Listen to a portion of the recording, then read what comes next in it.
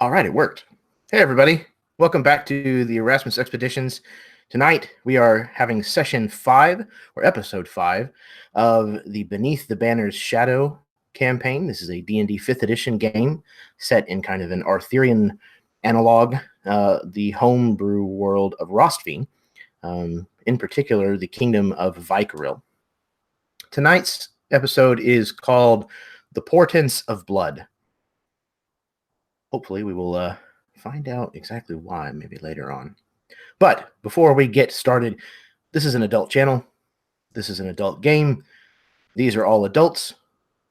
More than likely, the language is going to become mature, and the topics certainly will.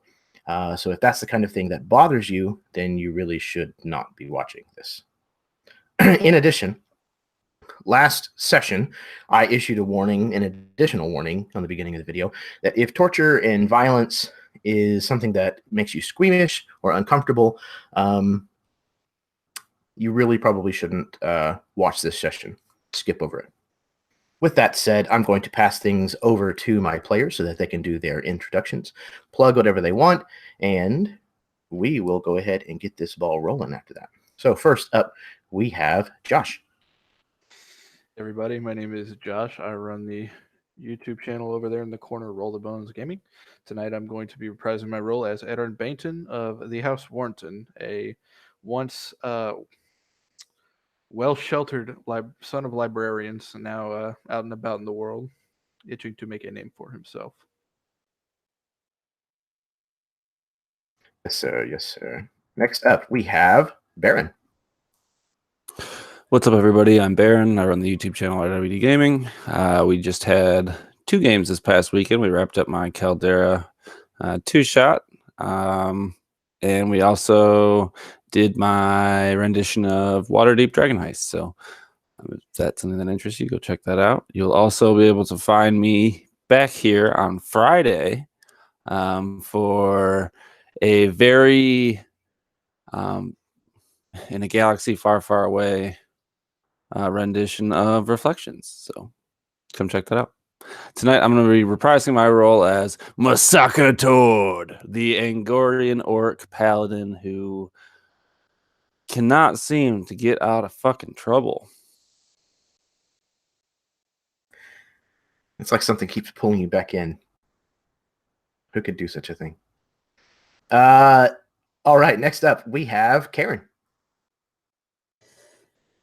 Evening, everyone. I'm Karen. I have the YouTube channel called Myth and Gears, where we actually play Genesis campaign there. Tonight, I'm going to be playing Ariana Shiel, a Corrode elf, who's, after that introduction by Jeremy, is a wee bit terrified of what's going to happen tonight. I wouldn't hurt you guys. Not much.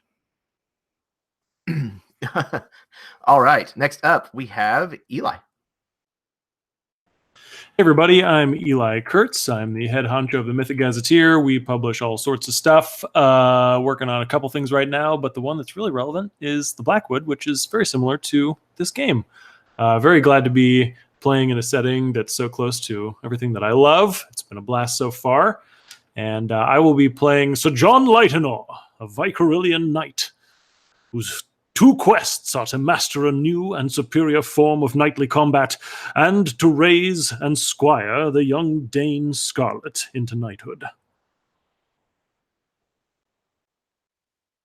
And speaking of the young Dane, Steve.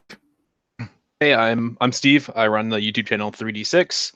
Not much going on at the moment, at least not for now. And I'll be reprising my role as Dane, the recently battered and abused squire of Sir John Lightenor. We'll see how that goes. No, he loves him. He loves him. And if he doesn't, he gets beat. So he loves him. Fantastic. Everybody who mentioned a channel, you should be able to find the description and the link in the description. I do that every damn time of this video down below. Go check them out. I would also like to extend the normal thank you to Rachel Ayers. She is the wonderful artist who did all of the shields that you will see throughout the campaign. Her work was fantastic, and she was a pleasure to work with. My wife also commissioned her to do a Christmas present for me, which was really, really awesome. It turned out fantastic. So thank you, Rachel. And everybody go find her for your artwork.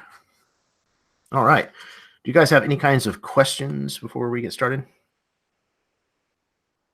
Anybody else gonna say it? Well, we can all say it at the same time. Can we start? Can we start? Can we start? Yeah. Can we? Did we start? Yeah, we started. 15 more minutes. All right. Chapter 5, The Portents of Blood. You have found Banshial's keep. Farther north than most of you have ever been. You found Gendon's wall and followed it eastward until you reached the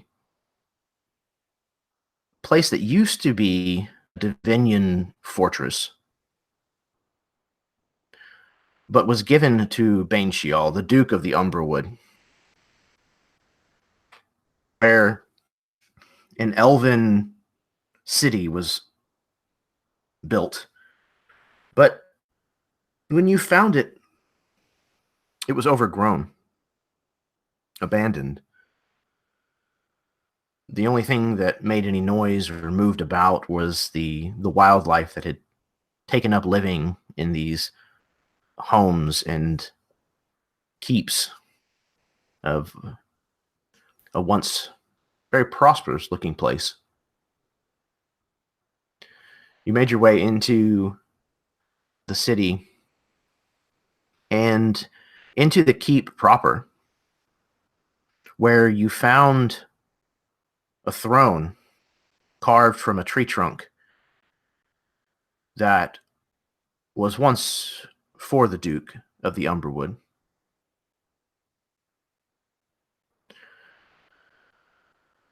In addition, the room was dominated by a large tree, a sacred tree, which was surrounded by this half stone wall, and it was marked with runic writing.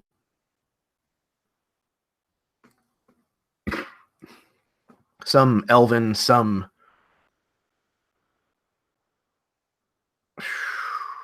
hang on.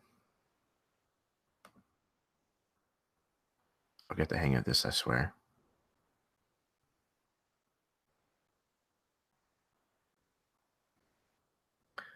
The runic writing was in Elven and Sylvan and Arcane, but it wasn't so much a language as it was a just series of letters. You reached out and had touched this worn spot where it looked like a hand had touched it for centuries. And when you did so, some of the leaves of this sacred tree fell to the ground. They turned the colors of autumn and then down to the ground. And after a moment, a disembodied voice spoke. This voice says, "Why have you come?"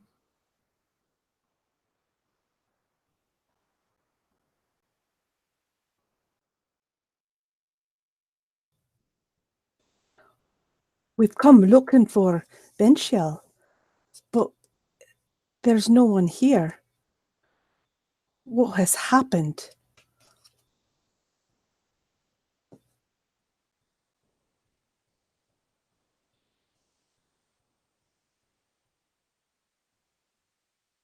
Voice is silent for a moment before it replies, I know you. Step out into the light. And she does so. You are one of the corrode, one of the children of the moon. I am. Who have you brought here?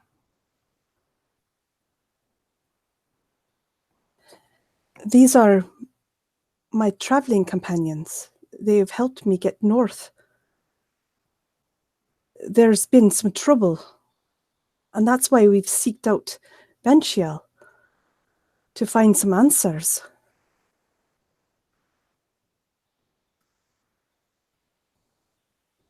There's once again a moment of silence that kind of elongates before the golden leaves upon the ground begin to gather and start to swirl.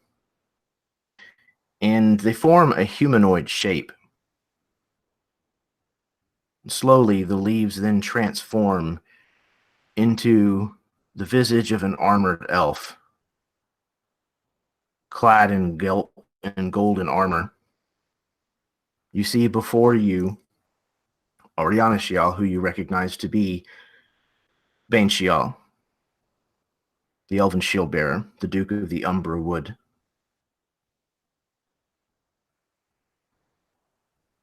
He steps forward. Go ahead. I was just going to say, at his appearance, she would kind of nod her head deeply and look down towards the ground.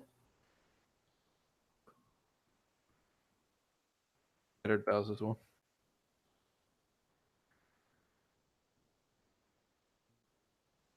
He kind of turns and go ahead. I've got a quick question. So this guy, is he kind of subject to the same noble system that I'm a part of as well?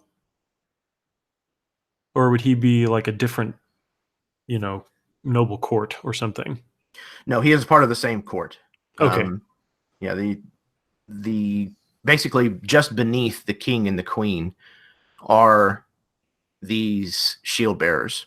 Gotcha. Okay. In that case, then, when Sir John sees him, there's a moment where it's almost like he remembers, oh shit, yeah, I'm up here beyond the wall doing God knows what, but oh yeah, no, this shield warden's here, I can bow there. Okay, so I'm gonna bow. So it feels like he's got purpose for the first time in a little while. He's kneeling in front of this guy.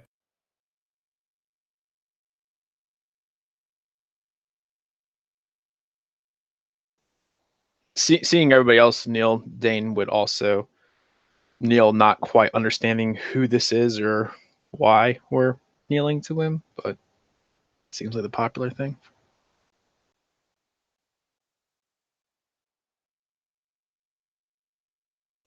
Lord gives the due respect, of course. He certainly takes a moment and kind of looks over all of you, almost as if he's studying you, as if he could tell your intentions and your character just merely by looking upon you. Tord, his eyes linger on you for a bit longer than the others. And he says, "We have now established who you are. But I am curious as to why you have come. As to what is..." Go ahead. There's been trouble in Warrington. Some very, very disturbing news. I mean, we knew they had outlawed magic, but there's now fanatics, and I fear it's getting dire. But most disturbing, though, is men have gone missing, and they're blaming the elves.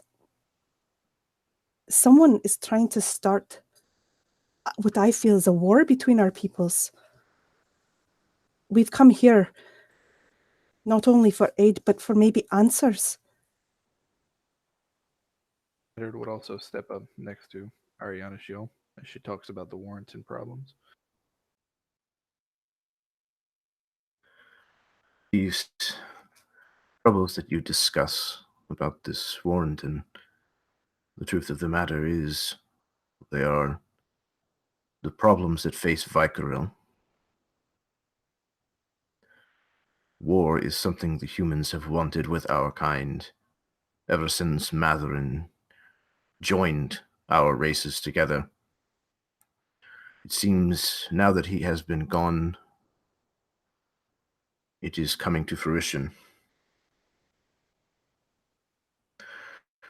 Vykaril is filled with fanatics, Oriana Shial. You should know this better than most. But they are worse now. Before, they would, turn their noses at us and call us all sorts of names, but now they're actively gathering in mobs to kill us. I've never seen this. Not since Mathuran, was alive.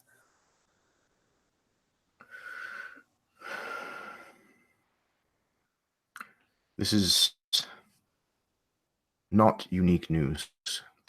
As you can tell, we have pulled away from this place, preparing for the coming conflict. We've seen it for some time now. He kind of tilts his head for a moment. I seem to remember you asking my permission to serve under my banner when you came into these elven lands, or these human lands. Did you complete your task? Did you find what you were looking for, destroy it? I have not, no. Yet you return home? I am still on that task, but I have not yet found it. It has not made an appearance. I see.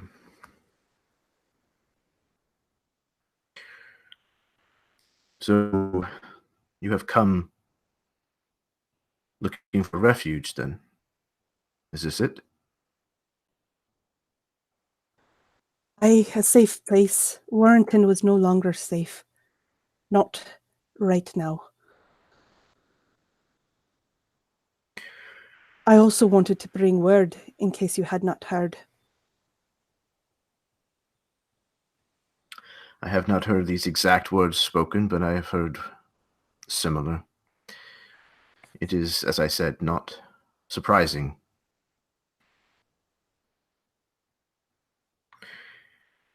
He stops in front of you, Eddard, looking down at you. And he moves to the side of you, almost like with a familiarity that is escaping you. And he looks down at your hip. Tell me, that dagger, how did you come by it? There would kind of straighten up as he's approached and kind of look up. It was given to me by my father. May I see it? He extends his hand. There's like a split second of hesitation. Can I roll an insight check? Absolutely. Just want to make sure his intentions are pure, as they often are in this game, right?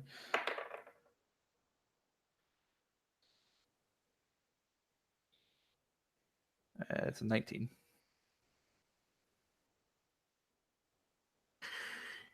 You have a feeling that there's nothing amiss here, but then again, this elf is, you might as well try to get a personality or an intent from a tapestry.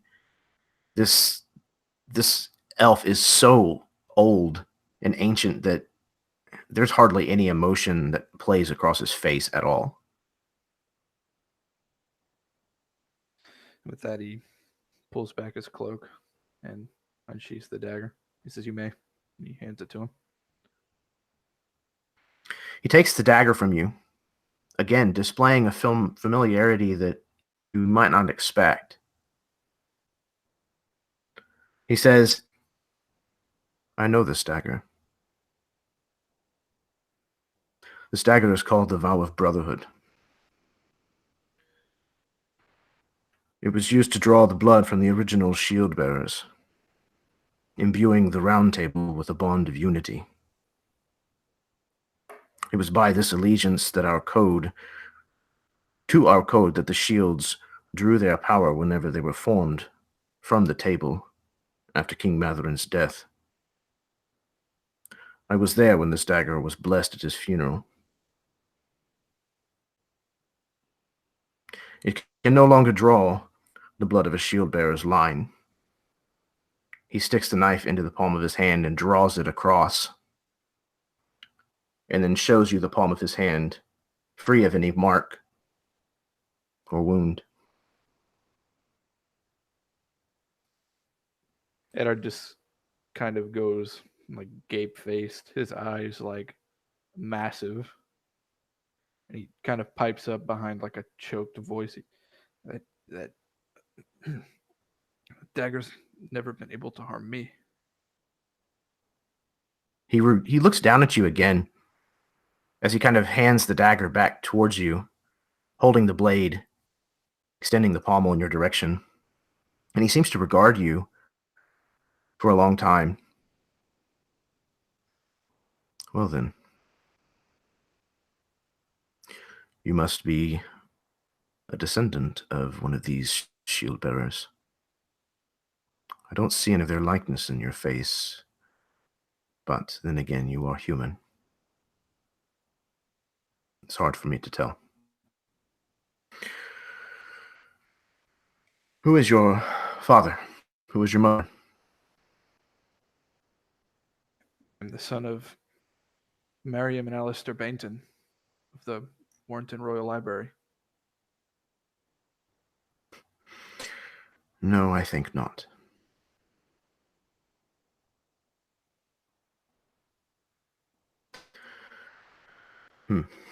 He kind of turns and walks away. Once again, kind of this, it's a very awkward silence for most of you. This is not the way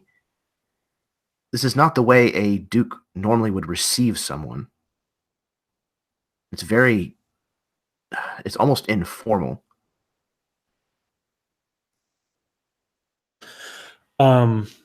So Sir John, as Benchial is moving away, Sir John would say, "My lord."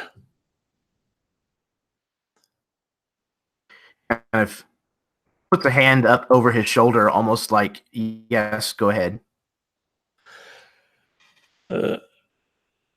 So Sir John would stand from his kneeling position and address Lord Benchial.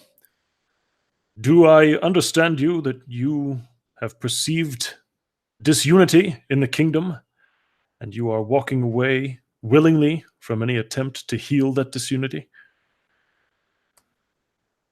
He kind of turns now to face you for a moment.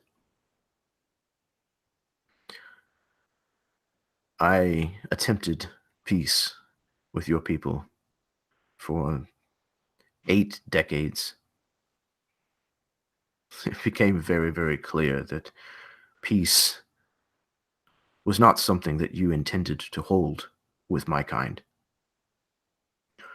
Your race is foolhardy. They enjoy death. They race towards it, it seems.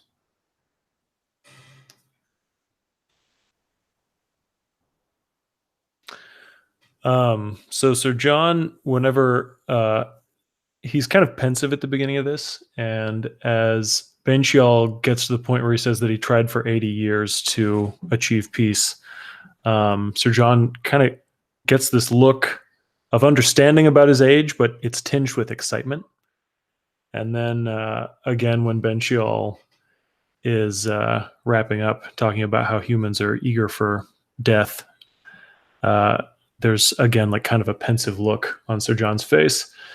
And he says, "You tell me now, here in the company of others, that you would walk away from the bond of unity you made with this dagger at the Round Table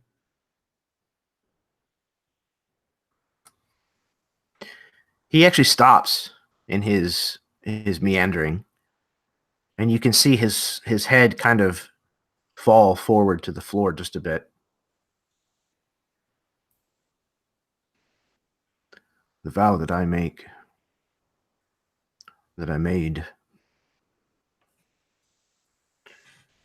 was a long time ago. And the man that I made it to, nay, the kingdom that I made it to, no longer exists. So John lets the silence hold for a little while and squints at Benchial, looking up and down, assessing the armor, the carriage of the man. And then he looks back up and locks eyes with Benchial and says, "Very well, my lord."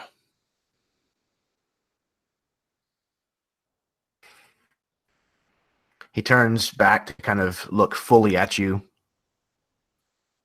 It doesn't look like he's rising to any challenge that may be being issued. Instead, he just seems to be in contemplative gaze. Almost like he's not actually even looking just at the five of you. He turns southward for a moment. And he says, "Perhaps I am wrong. The five of you here seem less eager for blood."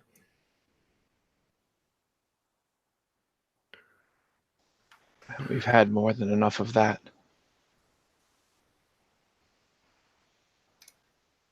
You hold on to hope for Vykaril. I hold on to hope for people. Vykaril's just a name. So John winces as Dane says that. There is a modicum of truth to your words, child. But Vykaril, at one point, was more than simply a name.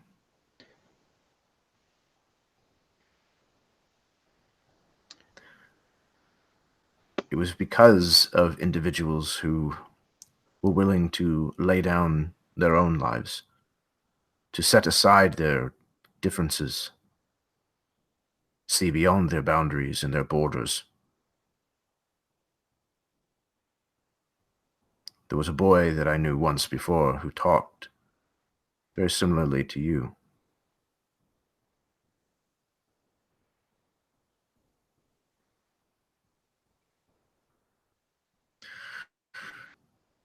We have in our midst, apparently, potentially, a descendant. Two, it would seem, followers of the code, though he kind of lingers on toward again, perhaps a bit rough around the edges. We have one who speaks with a wisdom that is beyond the years of himself and of his people.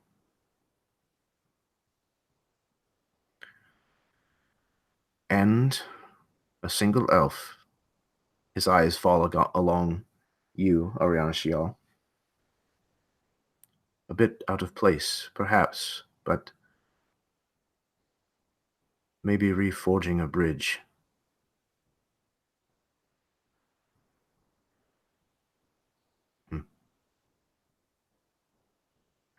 Five is a small number. But maybe. He turns and he starts walking again in silence. 5 fingers is all it takes to hold a sword. 5 fingers is all it takes for a hand. and one hand is all it takes for a shake. He stops again. And he turns. What is your name, boy? I'm Dane. Simply Dane. It is not human custom to give only one name, is it? No. I've taken to calling myself Dane Scarlet on account of, and he kind of points at his hair. I see. Yes. Of course. Well, Dane Scarlet.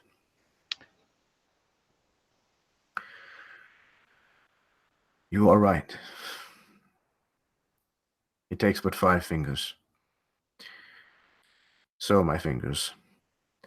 Am I to wield you? As one would a sword? Am I to show you the way things were intended to be for our people?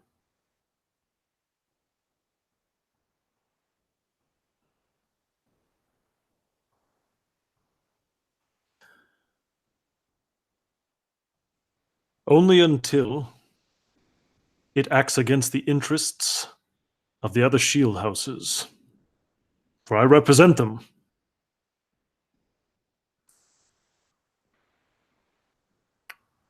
Which shield house do you represent, knight?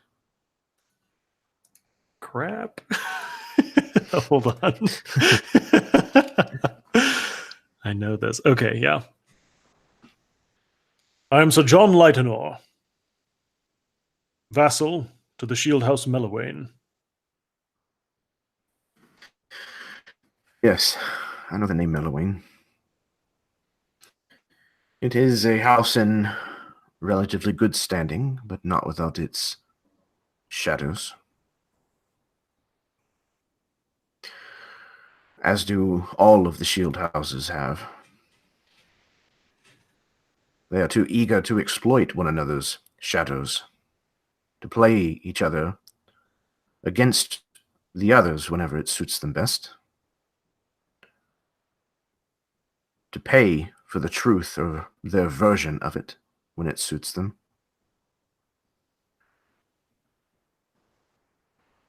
Why is it that you swear your allegiance to a house much like all of the others, when such corruption is so blatant?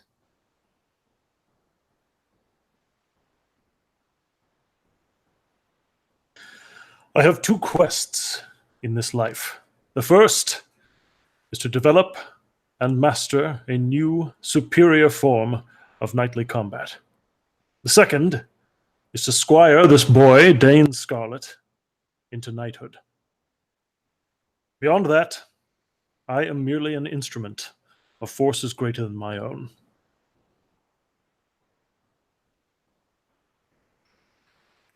Is it not a nobler quest to save your people? From themselves, if necessary. Peace, then. I will go no further at your side. If ever you should move against the peace of the kingdom, or not in its interests. He almost kind of scoffs. Yes. The best interests of Vykaril. I held them dear once. I think I can hold them aloft, at least, again, for a while longer. And if you do not, he cuts Benchial off, I guess. Mm-hmm. And then Sir John looks to the other folks in the party, especially at Eddard and at Dane. He says, "We do value the peace of Vykaril, even if you should not. My lord."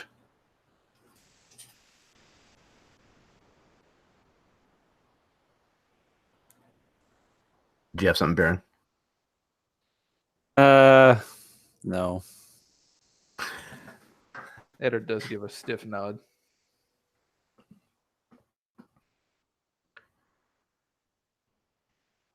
He once again stares at you for a long moment. Actually, can I roll to intimidate him? Sure. Okay. Can I aid him in this role? Yeah, absolutely. I'm just backing you up at this moment in time. Cool. I don't Yeah. even expect you to notice. I'm just kind of arms crossed behind you. Totally. Oh, that's a natural 20. Okay, so that's 21 total on my intimidation.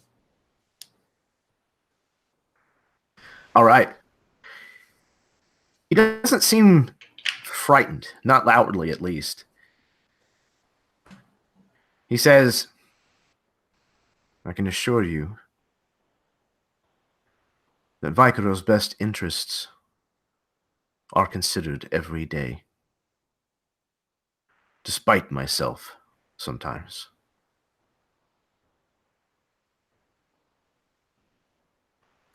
Then you have my allegiance. Until then. And yeah, Sir John takes a knee again.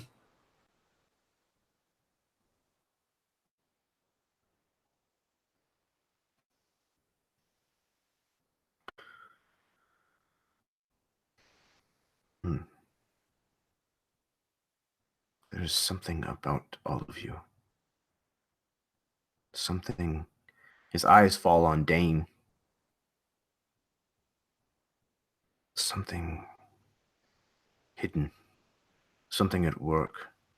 Working through you. I can feel it. Something of my world. The old world. And the old ways. Maybe that has drawn you here.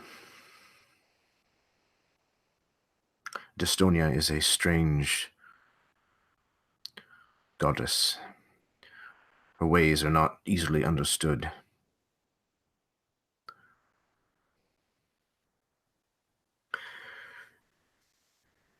There is one whom I think you should speak with.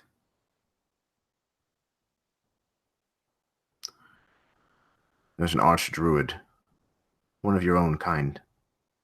Well, a human.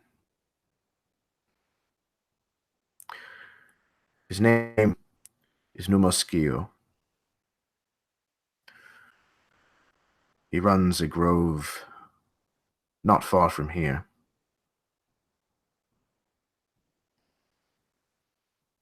He is a reader of omens.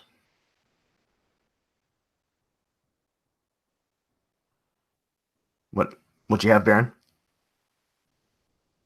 I meant to write something in the chat. And Yep, you're good.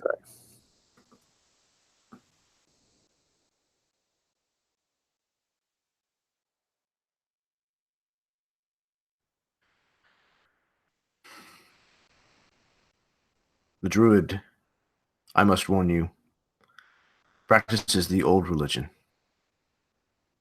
not of the,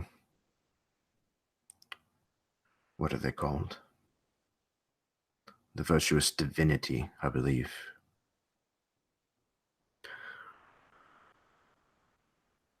It may be unsettling for some of you.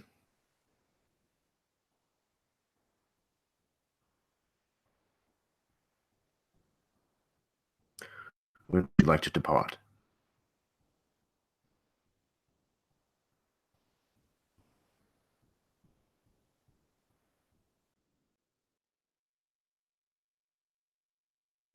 Sooner than later.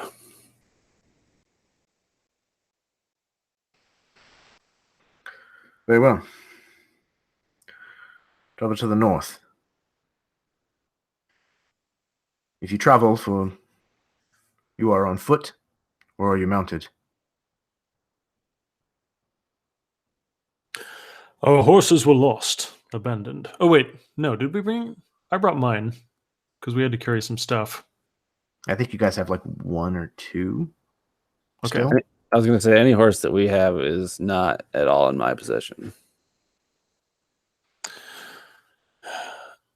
We have horses, but not enough for all of us. Very well, then it is a 3-day walk to the north. There you will find a grove of sycamore trees that grow thick, like grass. It will be impossible to miss them. My lord, if you have any horses in your stables, we would be grateful to use them. To travel faster and work more quickly. I would gladly offer them to you, but the stables here have been empty for 10 years. Very well, my lord.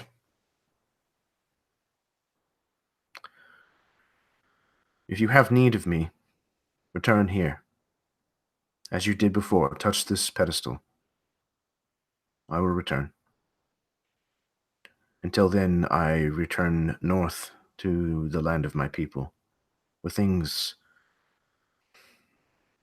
make a little more sense. Lord, wait. Yes. Eddard approaches. He's still got the same gaping eyes, but he's since been able to rehinge his jaw and close his mouth.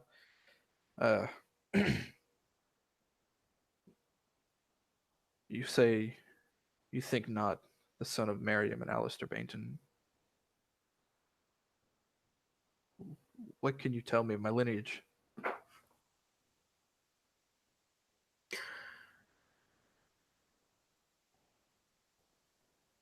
I do not know. It is something I shall have to reflect upon for a time.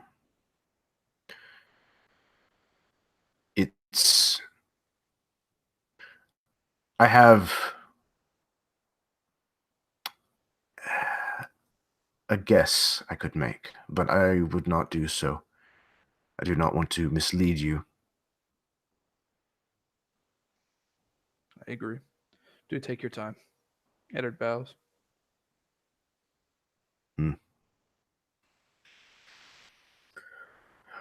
Very well. Benchiel, one moment. Yes. One more thing. And Ariana's looking down at the ground, kind of a little bit, almost shamefaced a little bit.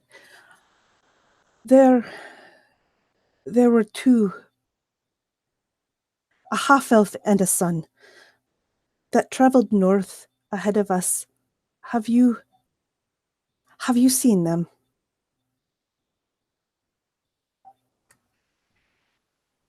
Traveled where? To here? I had hoped so. I'd sent them. He would no longer travel with me. I see. I am uncertain. This is the first time I have set place here in nearly 10 years now. If they are here, if they've reached the city, then maybe they are still here. Or perhaps they've moved on. And she looks a little bit crestfallen at that. If you could maybe keep an eye out. They're my kin, you see. He is my son.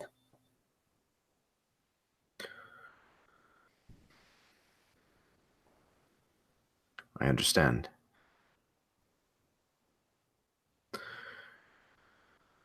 I will do what I can. If I shall come across them or word of them, I will offer them shelter and protection under my name. Thank you. Thank you very much. And then she'd step back.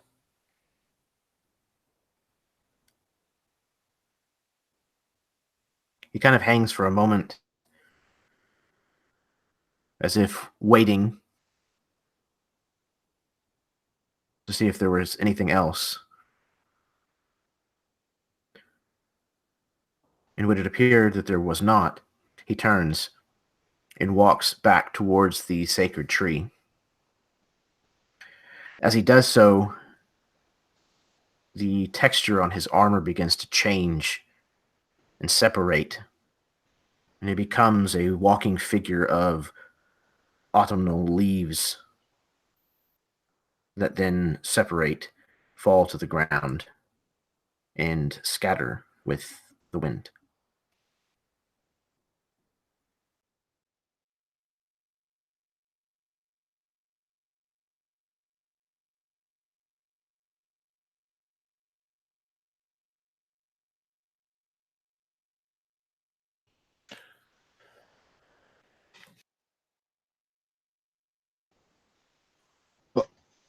Dane is going to walk that same direction and sort of staring at the tree and pondering what all this means. He's going to collect a couple of those of the leaves. There's probably nothing to them, but it has some meaning to him for the moment. And then holding them, maybe like someone would fan a hand of cards. I think he's partially mistaken.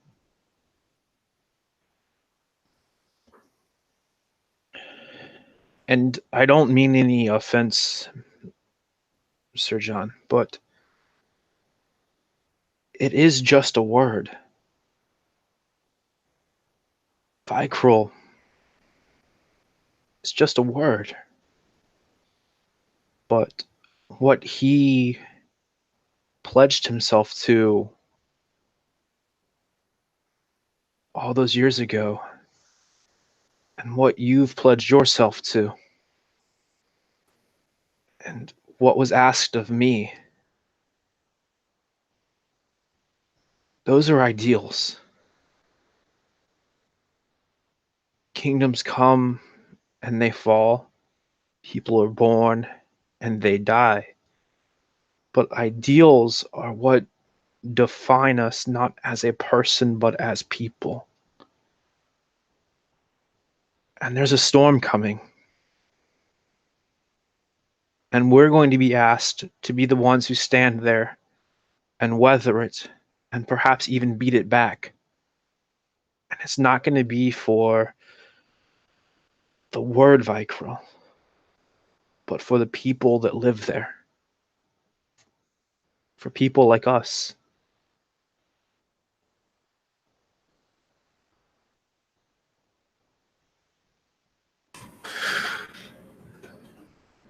A young Dane, I meant what I said earlier. My quest is twofold: the Lightenor School of Knightly Arts, and squiring you into knighthood. Beyond that is not my concern, and if it is yours, then I wish you well at it. But it is not my life. I don't make decisions, I act. Do you understand? I do.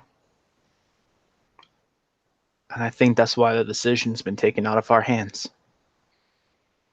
And all we've been asked to do is act.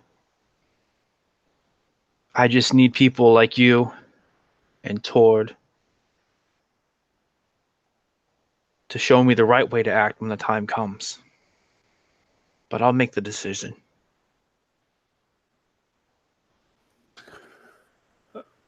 So John seems like he's getting a little, uncomfortable right now. And he's just like, I can only show you how I would act. And you will have to learn from that. But now, we must be on the road. We have a long way to go, and only our feet carry us.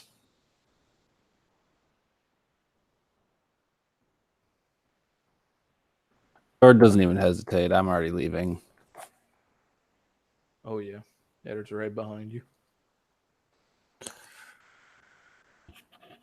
Eddard, are you a shield bearer?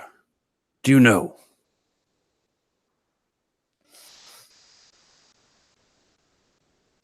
You heard what he said. He thinks not. My mom and dad, not my parents. It's never once become relevant to me or prevalent to me that they may or may not be, but I always just thought they were. Now I'm left with these questions and no way to seek an answer. Tord puts his arm around your shoulder. Either way, you'd be a good one. At least I think, anyway. Thank you, Tord. You'd be a good one too. Whatever one is. Don't listen to what he said too much. He speaks of honor and courage. And they're not even in Vykaril. They left years ago from the way it sounds.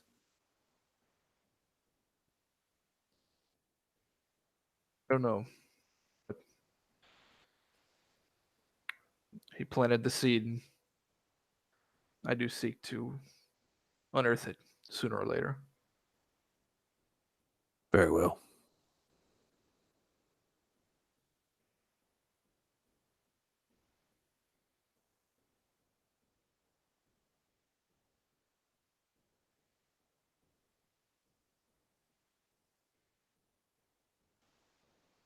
So, onward towards some trees, huh?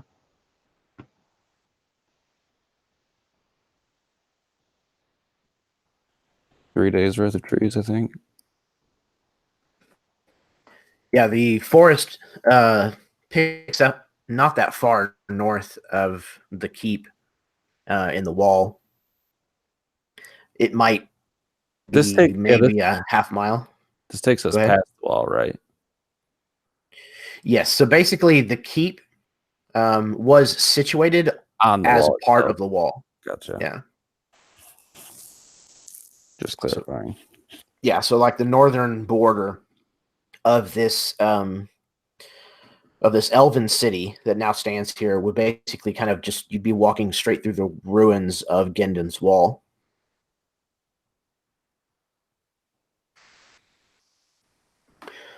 Okay. Is there anything that you wanted to take care of before you leave this place behind you? Is there any kind of like barracks or anything like that? Or like a supply depot or old shop or anything that I'm just looking for any supplies that we can scoop out of here that may have been left. Roll me an investigation check. We'll see if there's anything left. Tord, if you want to do supplies, I can do equipment and like gear or like armor and weapons or tools or something like that. I got a 7. No, most of everything that was left here was either taken whenever they abandoned this place, or was taken at some point since then. Fair enough. The kinds of things you do find are, too badly rotted or aged to do you any good. Fair enough. Okay. So, go ahead. Was it possible for me to do a roll of that too? I was more rolling just to see what the state of things were, not necessarily whether or not he found anything. Oh, gotcha. So we're going to go ahead and just have it just be the single roll. Works for me. Okay. So having to rely a bit more on the guile of those of you who know your way around the woods for hunting game and things of that nature, gathering edible plants. I'm sure Ariana Shiel knows a fair portion of what's available in this area. You head out northward, traveling for 3 days on foot, as Banshiel had disclosed to you. Along this journey, these 3 days that you spend almost completely and totally alone in the wilderness, what is something that you come across, or something that is spoken of as you've taken this journey? If each one of you could add something, that would be fantastic. I have a question and 2 things I'd like to add. But first question. I might have an answer. The flora fauna of this, the Umbra Wood, Mhm. what kind of vibe am I getting? Is this like mystical forest with like vibrant flowers and exotic plants? Or is this like Black Forest of Germany where it's like dark and scary? Yes. The portion of the Umberwood that you have already been traveling through between Warrenton and here was very much Black Forest, Germany. Thick, old trees that kind of knot around each other and block out large swaths of the sky. Definitely, flitter of birds and the skittering of animals here and there. That is starting to somewhat lessen. The forest is still very old, but it's moving more towards like forested England, kind of depicted in a lot of medieval movies. It's just not quite as imposing, and you think something about it is almost leading you to believe that that's somewhat by design. That perhaps the southern portion of the Umberwood is meant to be a little more intimidating.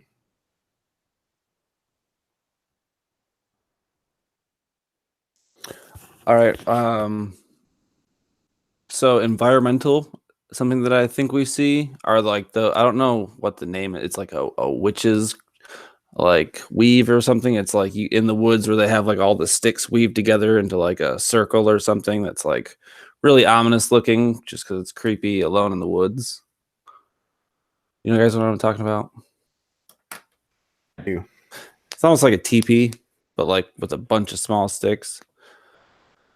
Nonetheless, a weird like wooden craft made of all these like fallen branches, and there's probably not like a lot of fallen branches, I guess, in my mind. So this thing is like someone's work of art, like meticulous, and it's abandoned or whatever, but it's just an odd thing that's here in the woods that almost like a Blair Witchy vibe. It's something that is clearly ritualistic, but yet Yes. none of you understand what it could possibly be for. Yeah, it's like walking into like an altar of some kind and not having any kind of clue what really it pertains to, but that your hair sticks up on the back of your neck kind of thing. Which would lead toward to question Ariana Shiel. What can you tell me about the whispers in the woods? The voices.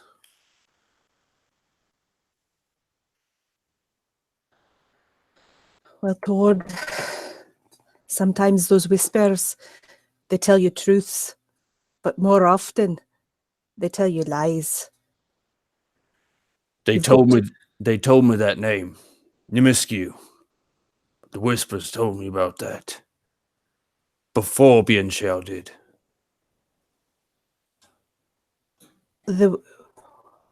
At this, you can see she's a little bit kind of shocked. They talked to you about Nimisco. They told me to find him. I needed to find him. When was this? A day or two ago. Before the inn? Slightly, yeah. Maybe the day before. And it was not the Fae. Well, that's why I'm asking you. I don't know what it was. It came to me as I think it was a black stag? Or black doe? It was a black doe that entered the clearing when you were performing your rite. A black doe came to me in a clearing. Then the whispers told me in Nimiskew. My gut would have said that you were being tricked, but the fact that we are now heading towards him makes me think that you are being told the truth this time, and that you should follow those whispers. That you should listen to them. Very well.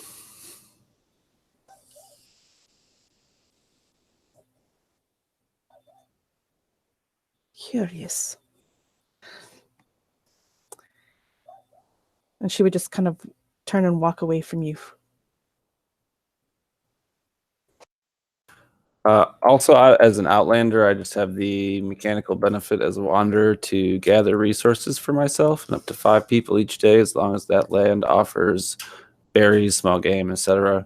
Are those things something that I would find here, despite the age of the woods? Is there like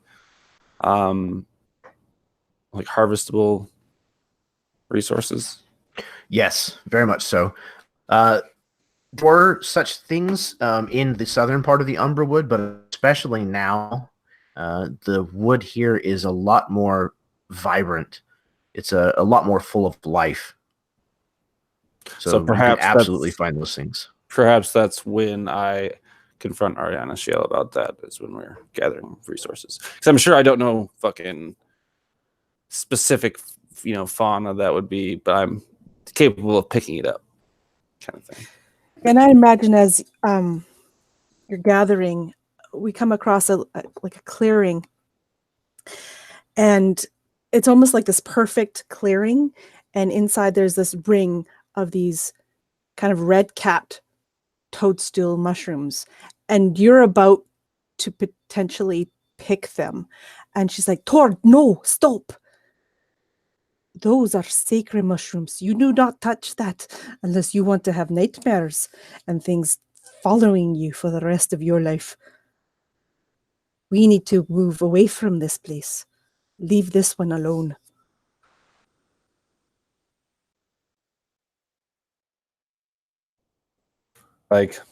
Not acknowledging what I was doing. Noticing the circle of mushrooms. We call these fairy circles where I'm from. Little less evil, I guess. Well, not evil, but you must respect them because they are fairy circles, and that is their home, not ours.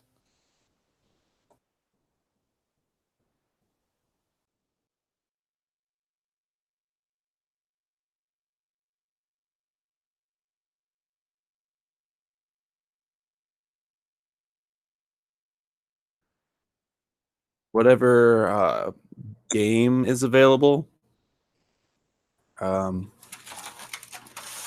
would like to keep the skin to tan it.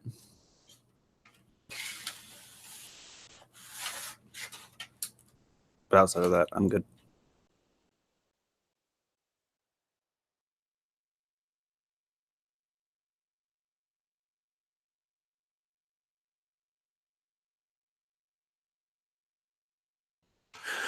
The next day, actually, Edward, really quickly, your character's a bard, and you're kind of like a librarian's son. Are you a scribe type of character, or what? Do you have a specialty along those lines? He could definitely do that. Do what? He could definitely do that. Okay, cool, If he cool. needed something. Would you like to help write some poetry with Sir John? Yeah, absolutely. He just got done writing a letter. Okay, cool. So it's the next day, and we're moving our way through the forest. There's like a really wide, rocky river that the horses can make it over, but it just takes a little while to get across this river.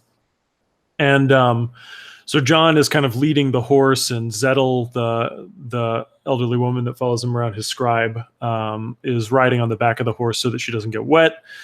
And I imagine that he's kind of, getting Dane to help him do this, and then he's also talking to you, and Zettel's giving feedback. So John, basically says, "Now here is my theory. These these paltry foot soldiers that you see today, they have no discipline to their attacks. It's just swinging wildly. Sometimes they pick up some brute cunning here and there, but for all they are not trained. And the other knights, they are trained based exclusively off of these fumblings. They only seek to defeat the lowest. My sigil is the eagle. House Lightenor is a prestigious and observant house. I will observe the fighting styles of every knight we come across, and I will make my fighting style custom made to counter their own. However, other knights will read this. They will see this poetry, and they will weep for wanting to read it.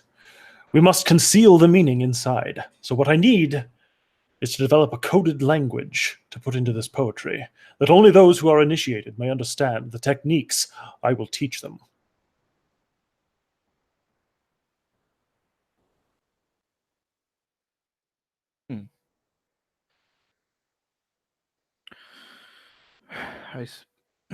Thinking maybe whatever you do decide to call your techniques, to maybe refer to them as the movements of animals. You did say that you are the eagle of House Lightenor.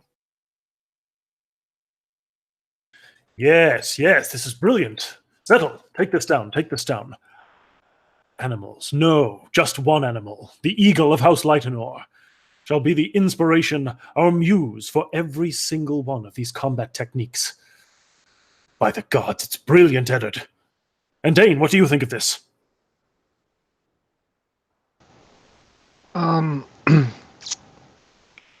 I don't think eagles can swing swords very well. But eagle style, young Dane. No, Think of it. Soaring through the clouds, majestic and deadly, ready to strike at a moment's notice. It's incredible.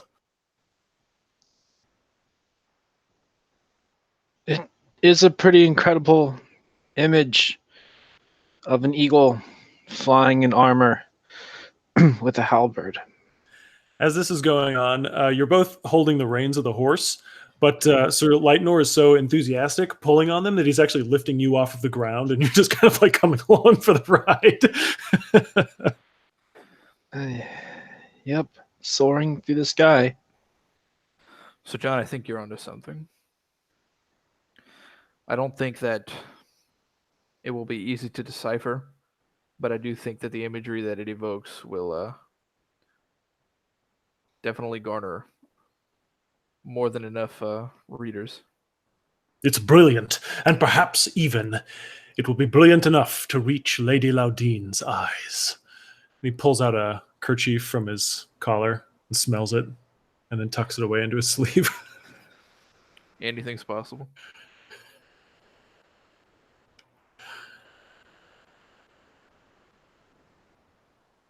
All right, I'm feeling like that's about all I can squeeze out of that scene. It seems like it ended on a pretty good note.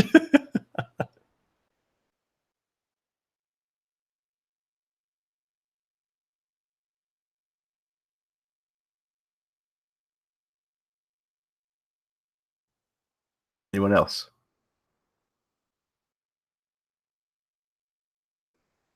I want to see Eddard cut his hand with the knife.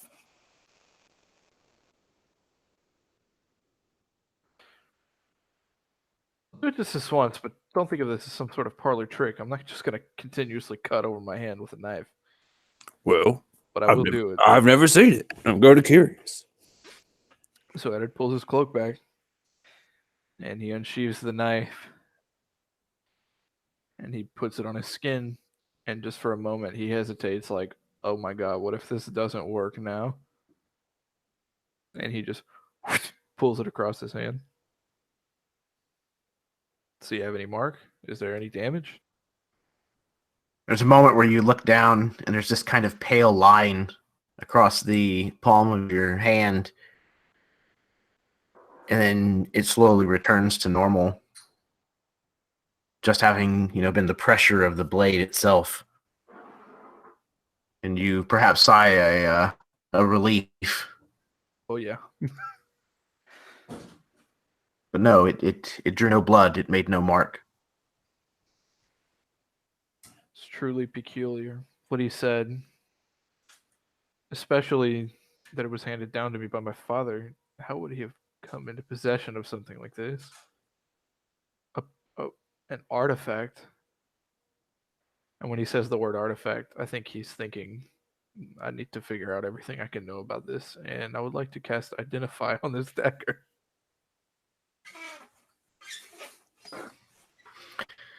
You cast your spell while holding this dagger.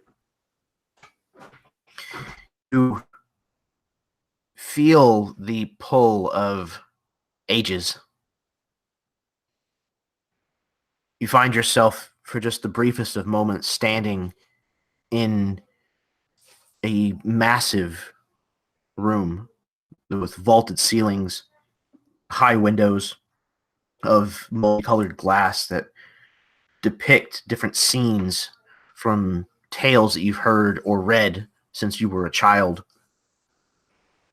High-backed chairs are seated around a table that dominates this room. But this is not a normal table. This table is circular, the round table. You see this kind of through the haze of memory or the past image of these shield bearers, these figures of history and near myth, in turn cutting themselves with this dagger, saying lines from the old code, each of them adding a new verse before placing their bloodied hand upon the wood of the table. You see the wood soak up this blood.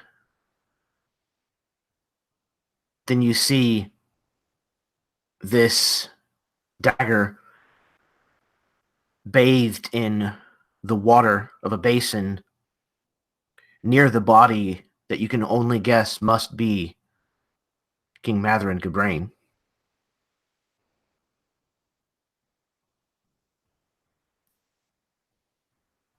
The remainder of what you get as far as a vision from this dagger is shadowy. It comes and goes quickly, revealing broken, fragmented pieces that don't seem to connect or tell a cohesive story. Before finally you see what can only be described as a younger version of your grandfather, driving a wagon at great speeds through the forest, this dagger on his hip. Behind him is loaded high with hay, but you hear voices, again, fragmented, scattered. You then see a much older version of your grandfather, one that you barely remember, but the only memory of him you have is him of this age.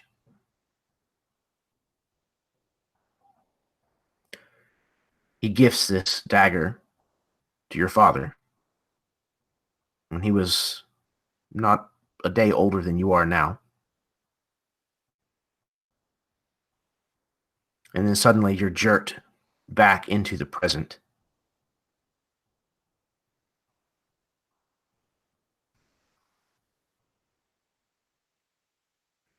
He doesn't say a word, and he sheathes the dagger and just continues walking.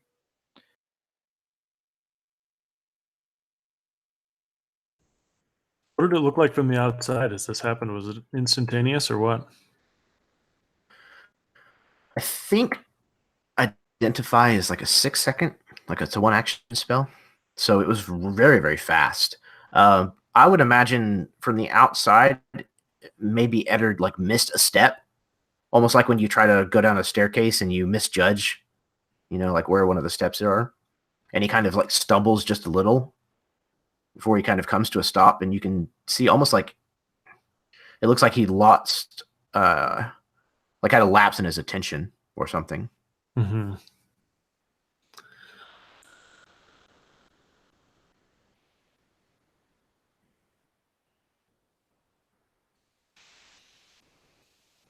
I'm trying to decide if Sir John would see that sort of thing. I don't know that he would. He was probably off pining after Lady Laudine or something.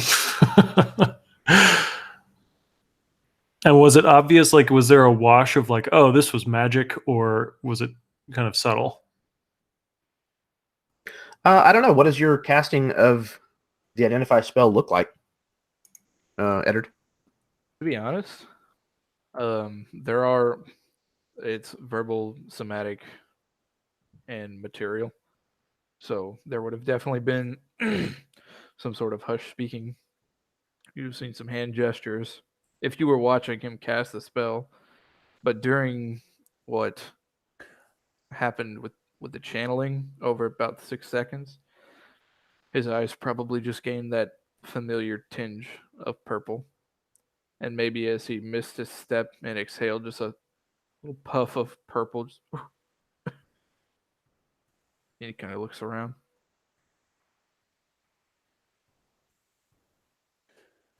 I'm pretty sure Torrid was standing right there, maybe even fainted to catch you.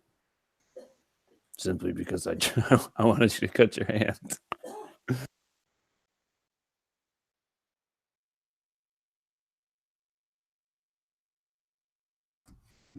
Just as a reminder as well, you guys do have a few other items of note that you found in the blessing and the pearl before you burned it to the ground. Yeah, Eddard was quick to identify his, so he could definitely use his some of his spell slots to identify yours if you'd like.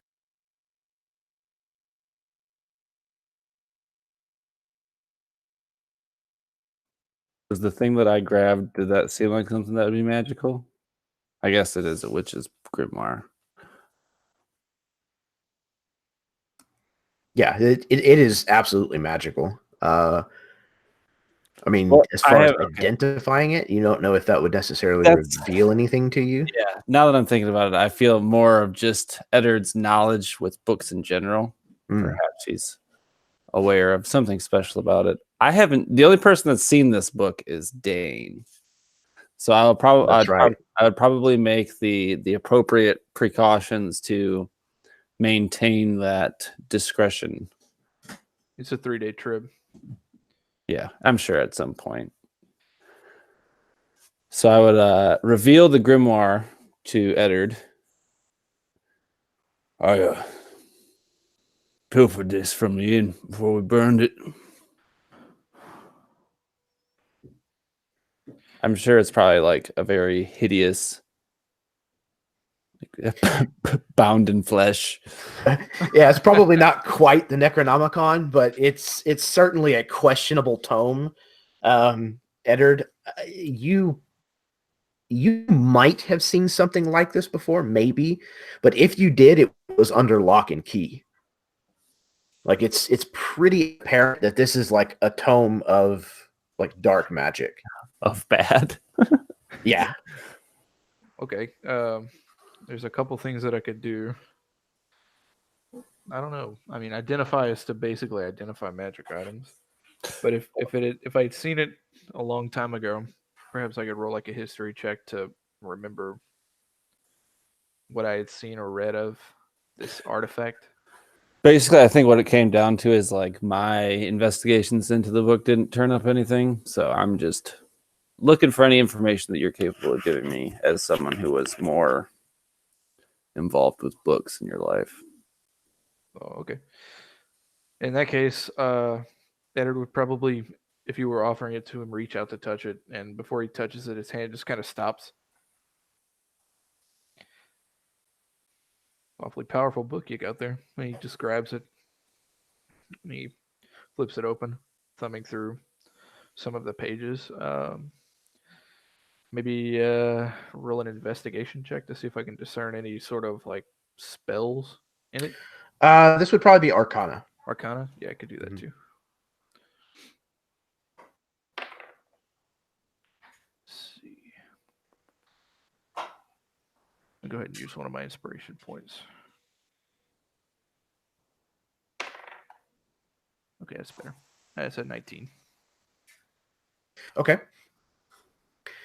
Some of these spells are ones that you have seen before.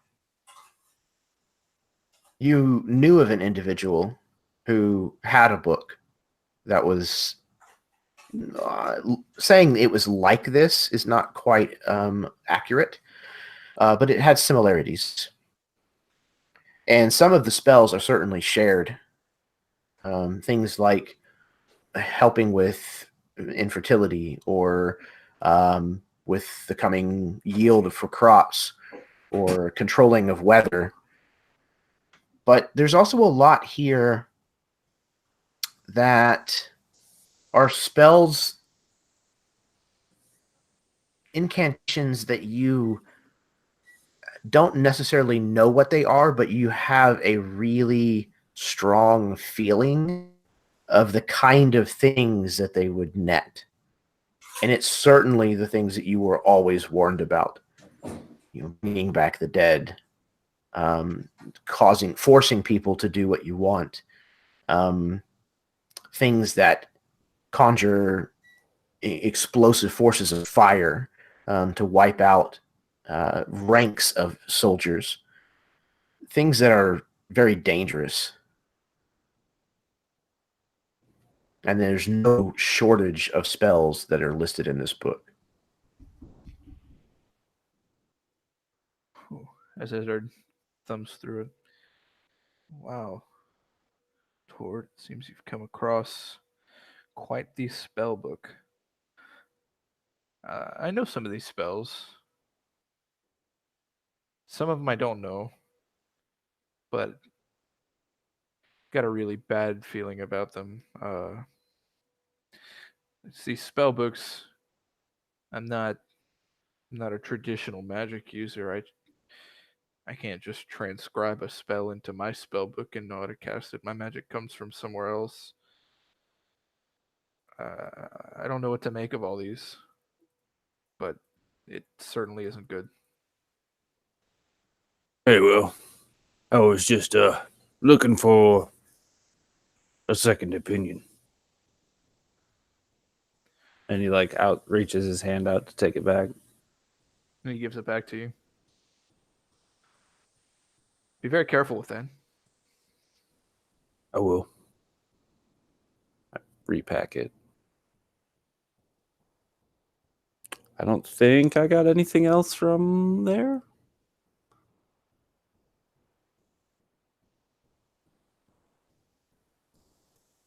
So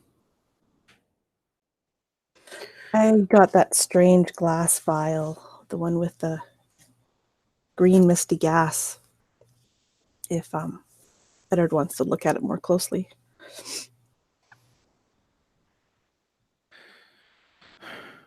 Yeah, I'll have a look at it. Not quite an alchemist, but I suppose could at least determine the contents with a spell that I know. And he'll go ahead and use another spell slot to cast Identify on the vial.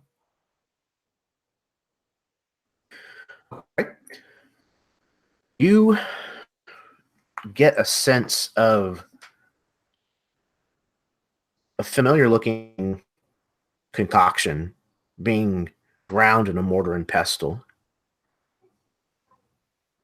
The same kind of ingredients that you saw in the mortar and pestle back at the inn where the witches were. It's ground up into this soupy mush. Seems like it's then allowed to dry into a powder, ground further, And then bottled in these bottles that you now hold, but they're clear at the beginning. And it seems as though the misty gas inside of them dyes or stains the glass over time. And as you're holding this, you have this sensation in your mind, just like almost like a spark ignites. And as if you had known it all along, you realize that the name of this particular concoction is called Howling Vapors. The contents of this vial, of which there is 8 doses, must be poured out onto the ground. Any number of these doses may be emptied at one time with an action. The green gas clings heavily to the ground and forms 1 wolf per dose. Though these wolves remain in gaseous form, they use the same stats listed for a normal wolf. A wolf disappears when it drops to 0 hit points after 1 minute, or it is dispersed with a strong wind. The summoned wolves are friendly to you and your companions and will act on the summoner's initiative. They obey any verbal commands that the summoner issues to them with no action required. If you don't issue any commands to them, they defend themselves from hostile creatures, but otherwise take no actions.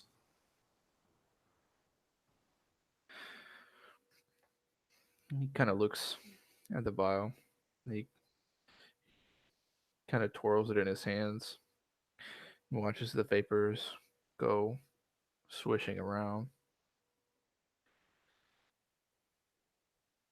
This is very peculiar. Not an alchemist, like I said, and I'm not.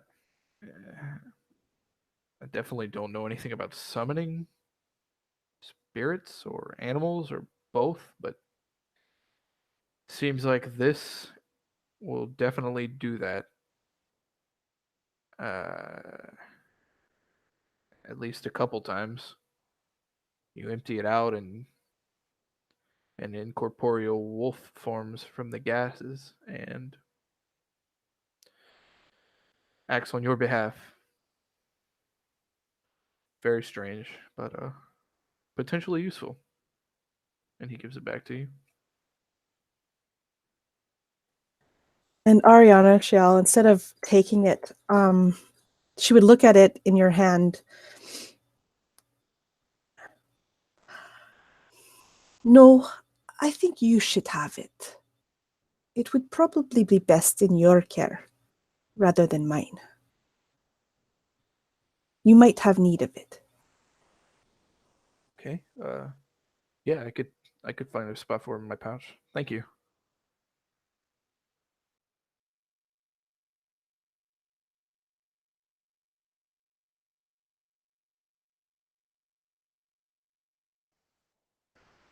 I think there was one other item that you found, although it may have been identified already.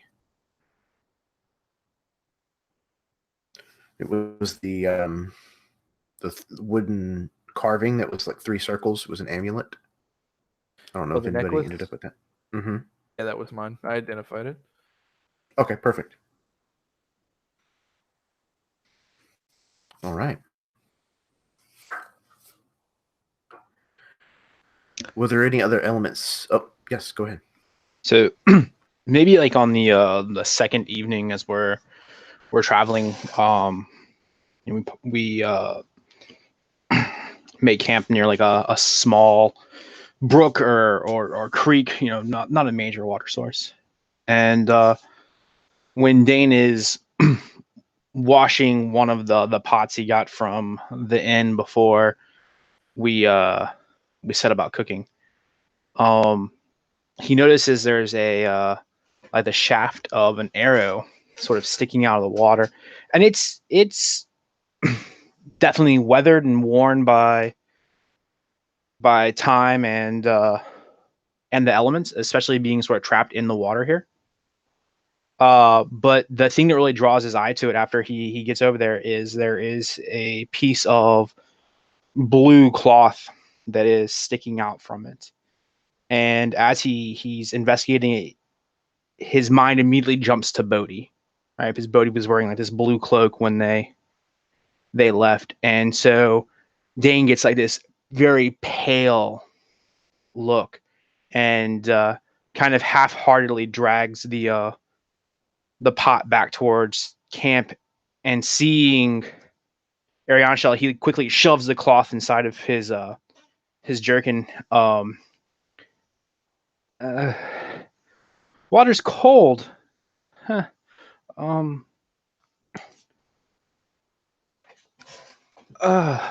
So any I don't suppose the elf leaf person, he hasn't gotten back to you about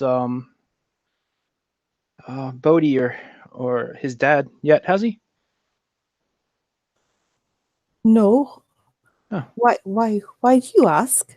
What's wrong, Dane? Not You're acting a little strange.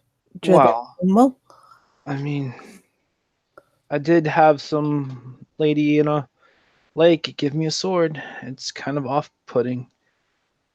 but that was days ago. Yeah, it's really all just catching up with me right now. Pot's clean. I'm gonna go dinner. And so like he like rapidly excuses himself from you and goes back into like our little camp looking for the first person who's not you. And maybe in this case it's Tord, and like he sort of like bumps into Tord, Pot first. God damn, Dane. You got me right in the sternum. Sorry. Hey Tord, Sir Tord, do you remember what Bodhi and his dad, especially Bodhi, were wearing when they left? How many times am I going to tell you, lad? It's just Tord. But no, to be honest, I didn't pay much attention to him.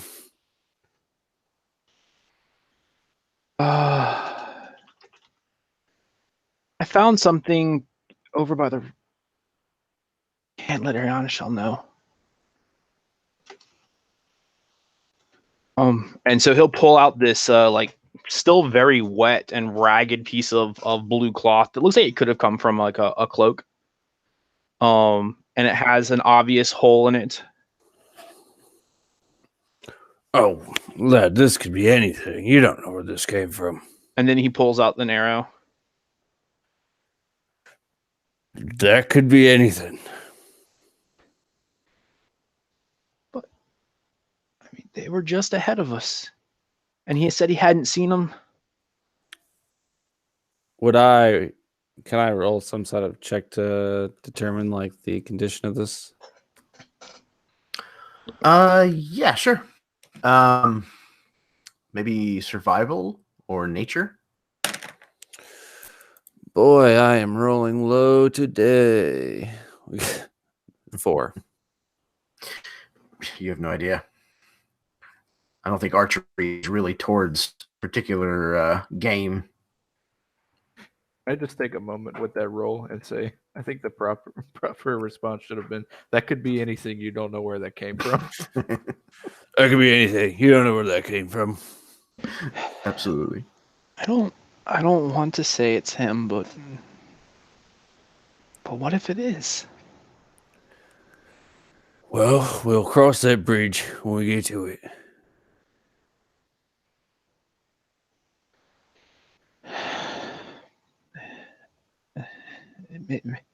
Maybe Eddard remembers what they're wearing. Thanks, Tord. Sir Tord. Just Tord, lad. Just Tord. Sorry. Dinner might be a little bit late. And so, like, Dane walks by and like, just drops the pot next to the campfire, and then goes and finds Eddard. You find Eddard writing on a piece of parchment that he is holding against a flat book.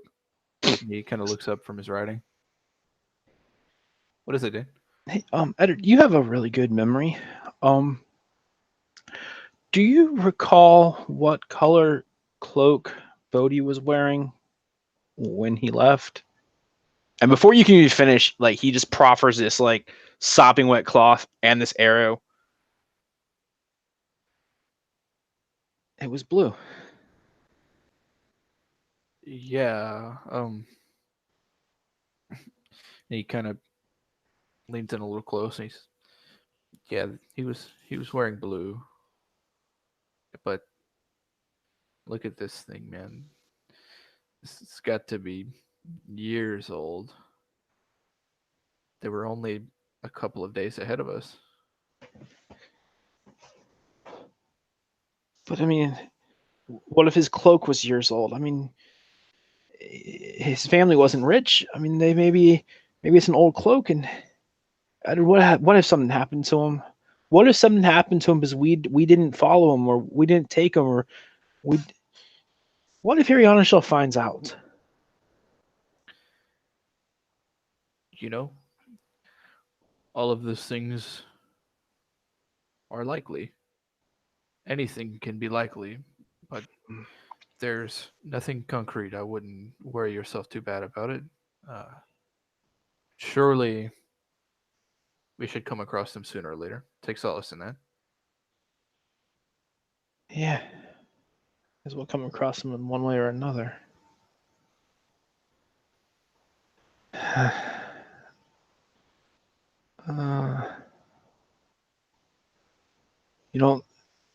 You don't think it's his?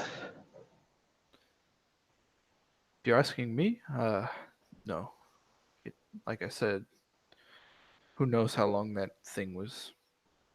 He holds it up and it's just dripping water still. Who knows how long that was submerged. Could have been anybody. Anything.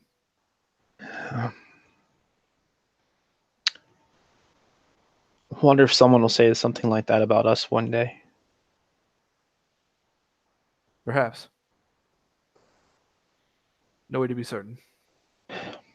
He offers just a slight smile. The kind you give to somebody after like some really hard news has been delivered. He's just like, sorry.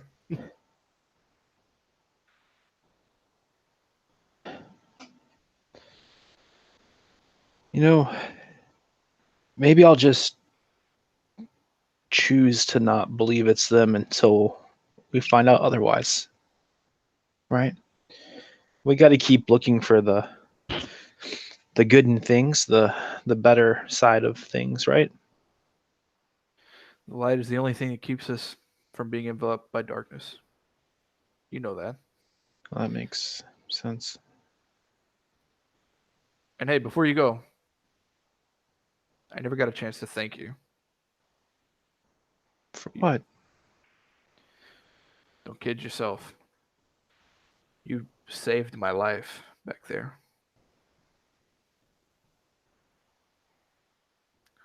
It's not something that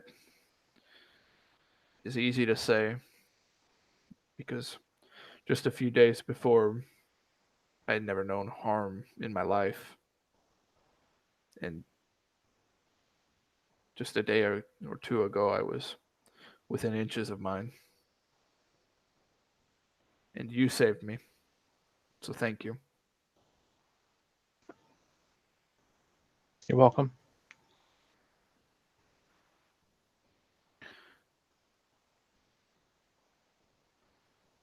Your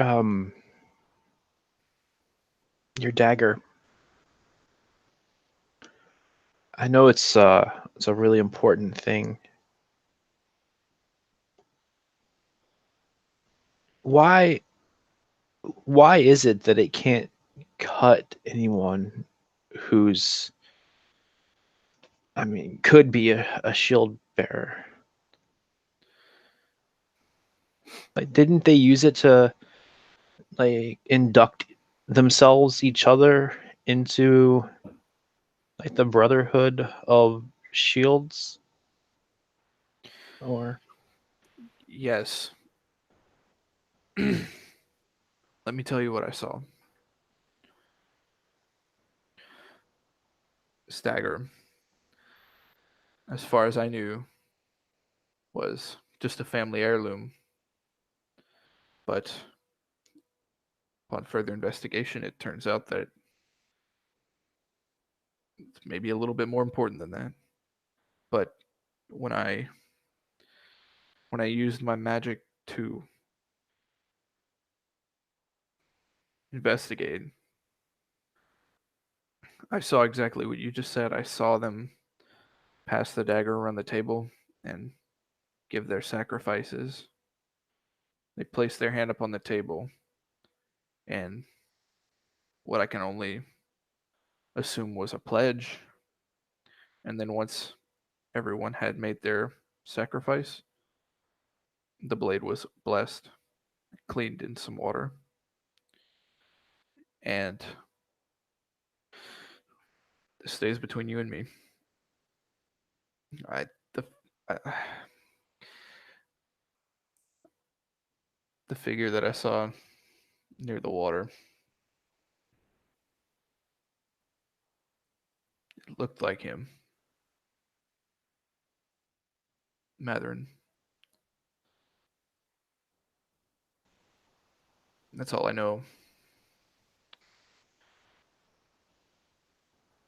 My mind has been turning over this situation since Ben Shell gave us the information. I just don't know where to go from here. I don't know who to seek for the answers.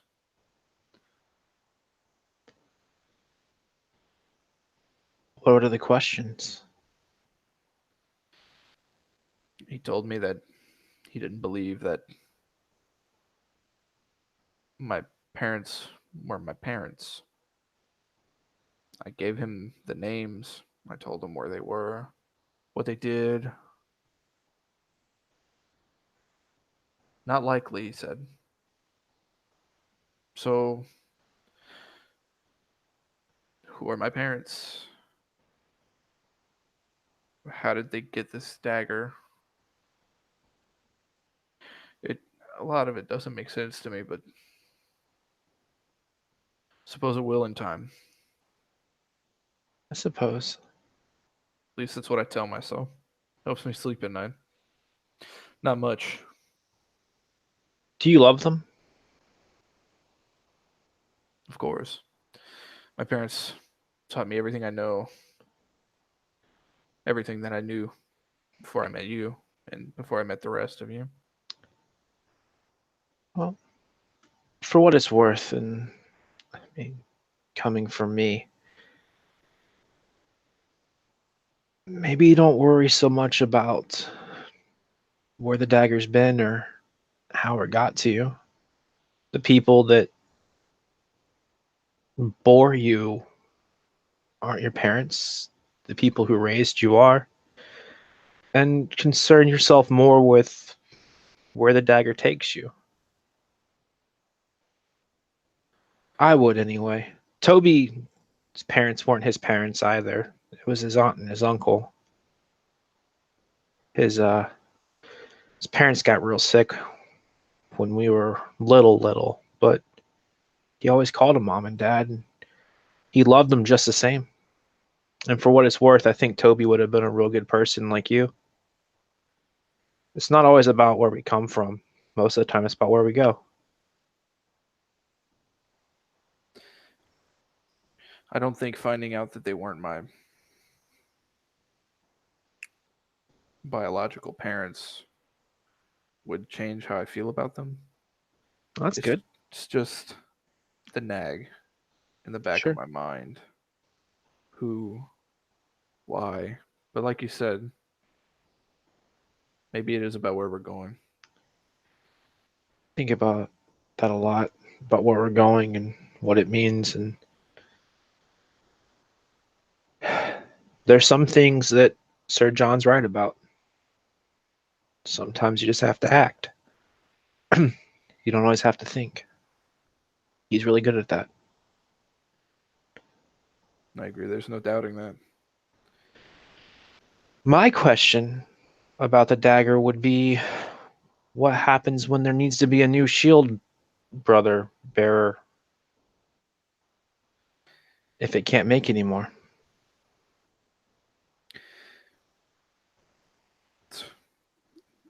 I find myself wondering the same.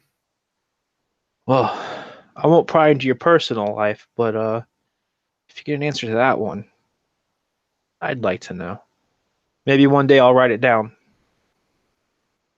Probably not. I'm not real good with letters. I'll keep that in mind. And know that, should I learn it, I will definitely write it down. All right. Well, for my sake and Ariana Shell's, I'm going to go ahead and burn this rag. And maybe just don't mention to her that I was worried about it. It's a good idea. All right. Give my word. I'm going to go get to dinner. Thanks. Anytime. The rest of the journey passes in some fashion. As you move further north, away from Ginden's wall, the more virulent the woods around you grows. Eventually, you find yourself in a bit of forest where there's a mist that hangs about because of this rushing river that cuts through the land. And as you're kind of picking your way along these game trails and places that you can manage to find passage, you see ahead of you a figure in the mist that wasn't there one moment and then suddenly just appears in front of you, shrouded. It looks as though the top half of their face is covered in paint or soot of some kind. Their eyes piercing out from the darkened face.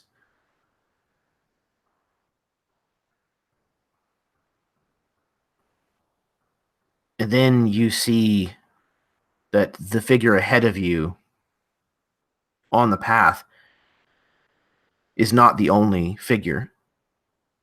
As you look about, spinning, you see on top of every rise, on every fallen tree stump, you see figures dressed similarly, painted similarly, and realize that you are surrounded. That's where we're going to take a break. So, 5 or 10 minutes, go to the bathroom, refill your drinks, kiss your spouse, smoke them if you got them, etc., etc. Thank you very much for anybody who may be tuning in this evening or maybe watching in the future.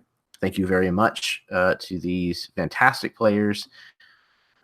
Stick around. We will be right back, and we will finish up the second part of tonight's episode.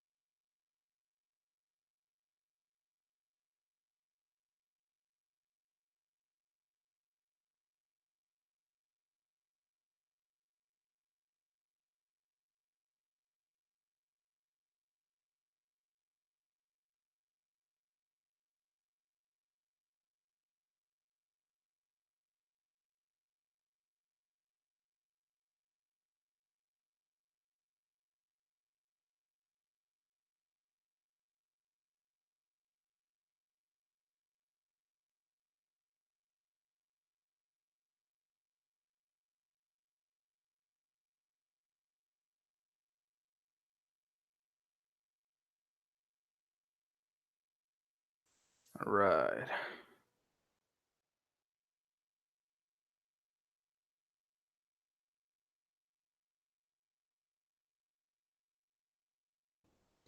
Well, still don't feel safe, so far so good.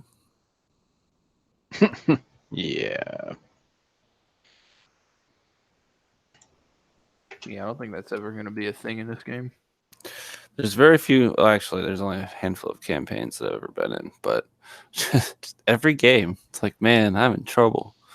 Like, damn, I'm still get out of the frying pan, and now I'm in the actual oven. Damn, I mean, we literally were in an oven. that's what I'm saying.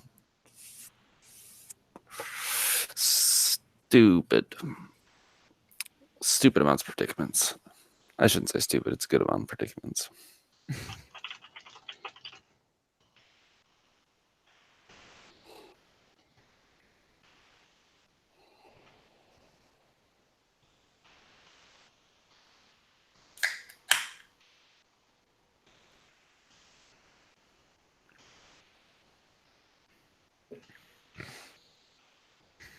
I love this headset.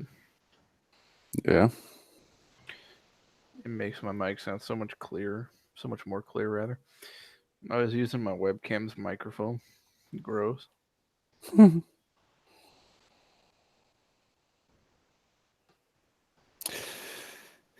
Yeah, that is not ideal.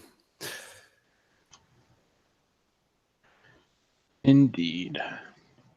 I've got the two laptops set up now, so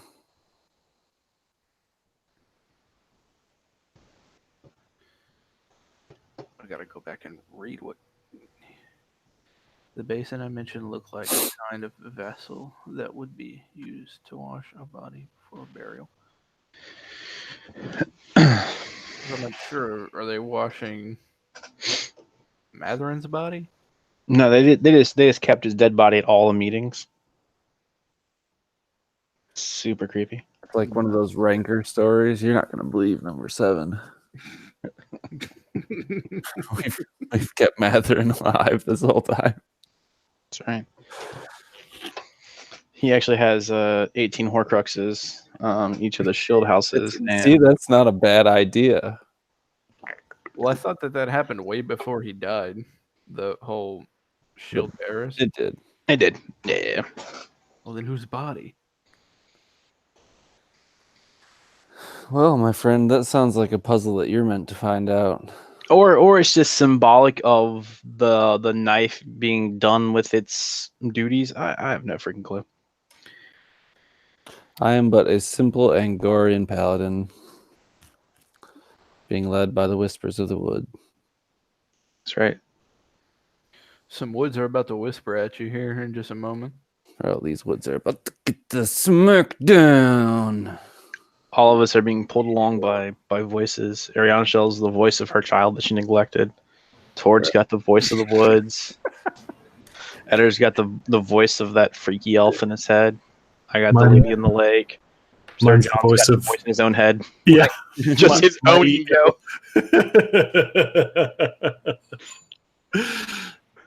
100%.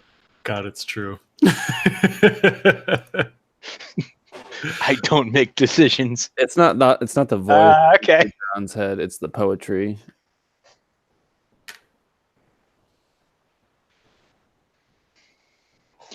Well, that's fine, Sir John. You act and leave the decision making to this 15-year-old kid. Got it? Please take the decision out of my hands. I'm not capable of it. The last time I tried to do that, you punched me. Well, but you do have to listen to me. These are simple rules, Dan. Right. Just don't mess up, and we won't have a problem. You do what I tell you, not tell me what to do. Right. What? I told you, tell me what to do. Whack. Oh. Dane, take the wheel. Take it from my hands. Oh, you'd better believe I'm going to try and find a situation in this game when I can say that unironically. John's carrying like a wagon wheel that we need to fix the cart. Dane, take the wheel. Take it from my hands. Yes. Couldn't we just roll it? No. You must You take must, it from trust my me. hands. Yeah, I'm definitely gonna work on that poem. Ooh, that's exciting. I have the actual moves that I'm going to be working on. Oh yes, and I can send those to you. oh yeah, for sure. Nice. I've never seen someone genuinely excited about naming their own fighting style before. I'm telling you, man, it's Hack Fu from Jackie Chan Adventures. I didn't know Hack Fu until you said something, and I looked up a video of him, and yeah, you're absolutely right. That's incredible. Mantis snatches salmon. Yeah. No, but Baron, I live for this shit. Yeah, And I'm go. so befuddled. I'm like totally flummoxed by how nobody else in the world is. Please give me something. It's the one thing where I'm like, this isn't fun for you. Well, to be fair, I'm like really concerned with not dying That's fair. most of the time. You don't see the finer points of shouting out battle cry moves. In combat? Honestly, once I start to learn some of yours, they may catch a. Oh no. cameo. Let me just be clear about one thing, buddy. Oh, I'm not an eagle. You won't hear it be an eagle, but Claw of the eagle. One of them is actually called Hanging Talon. Nice. I just hope at some point like Tord rushes in to save you and he screams out, eagle gains a partner or eagle gains a brother or something along those lines. Twin eagle technique. Right, exactly. there's an eagle cry somewhere in the background. I can speak with animals, so I have it prepared that Oh my god. He just I talk to this eagle in my spare time, so I was like, okay, when I Look, say just this, be really ready. loud, you have to be ready. Well, now I don't even want to kill you in a duel. Oh crap, that's all it took. All you had to All do right, was hold speak on. eagle? Yeah.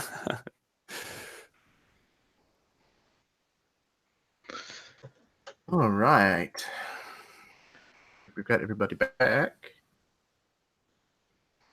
Hopefully, everybody is adjusting well to returning to the workflow. Trying to. You can't adjust if you were never off. That's my motto. It snowed today in Chicago, and we were trying to get the rest of the week off, but it was like just a dusting. So then we got mad at the snow. Mm. And that was my first day back. Eli, did you drive all the way to Texas? No, flew down there. I don't even own a car. Okay. Yeah. We flew to Holy Houston cow, and man. then drove to Dallas and then flew back. Okay. Yeah. It was a wild time. Yeah, I forget that you don't really have any use for a car in Chicago. None. And I'm going to be so spoiled. We're planning on moving to a new city. And I just don't think I'm ever going to find a transportation situation that I like as much as this one. It's perfect.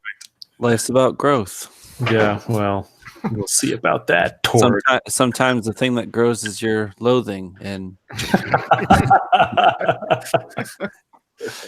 sometimes the thing that you find that grows is how much you miss the old transportation system here. This is life lessons with Tord. It's like Fireside. I'm in like silk pajamas. And sometimes walking on a beach. Yeah. Turn around. Towards Didn't see you. greasy hair flowing in the wind on the side of a beach. He's in a bathtub on the cliffside, like a Cialis commercial. Hey, if anybody is into fan art, make that. I would like to commission a drawing. It's my character. But he's in a bathtub. But He's on a cliff. and that cliff is on a beach. And Goodness. Oh, so John is Gaston and Tord is the Old Spice mascot. Cool. Great.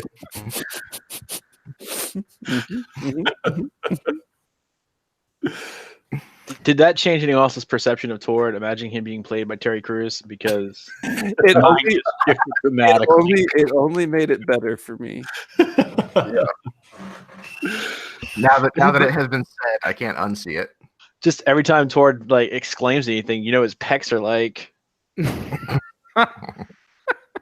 You can see it through my chainmail. Well, because this chainmail is like the That's what size it too small on purpose. It's like a belly shirt chainmail. It's a midriff. Yeah. All right, I'm glad we got to share that. Let's carry on. Okay, cool. All right. You guys ready? Yes. All right. Lion face.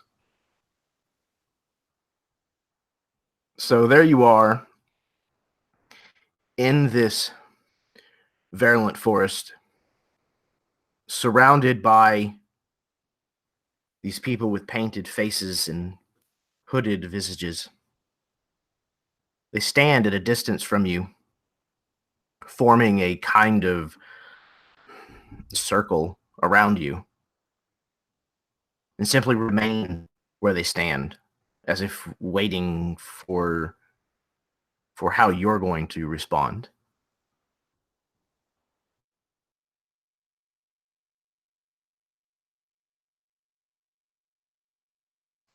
Do they appear human? It's kind of difficult to tell because they're wearing hoods, but they're certainly human or elven or half-elven.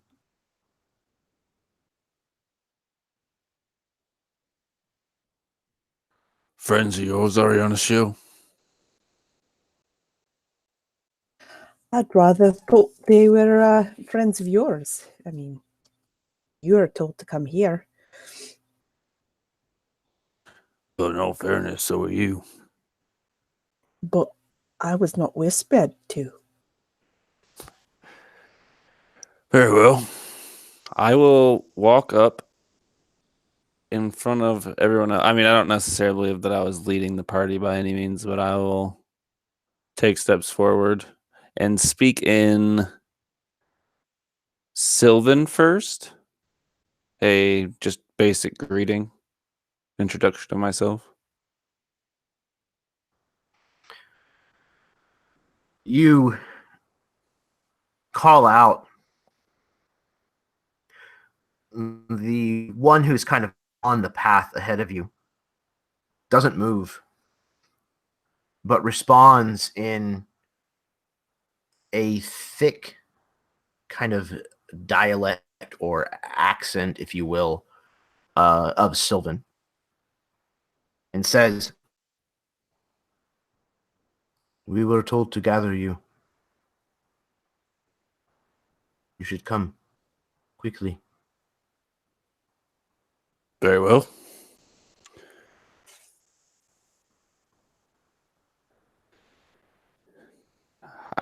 How do you say his name again? Nemuskio. Nemuskio. Nemuskio. I would say that with like an inquisitive look.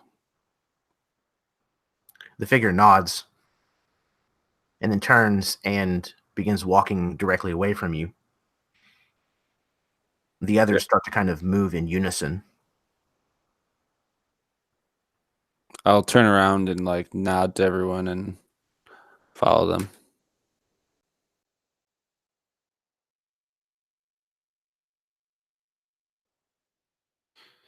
I'm unsure if they're beckoning all of us, but I would definitely follow Tord, even if they weren't. I got your back.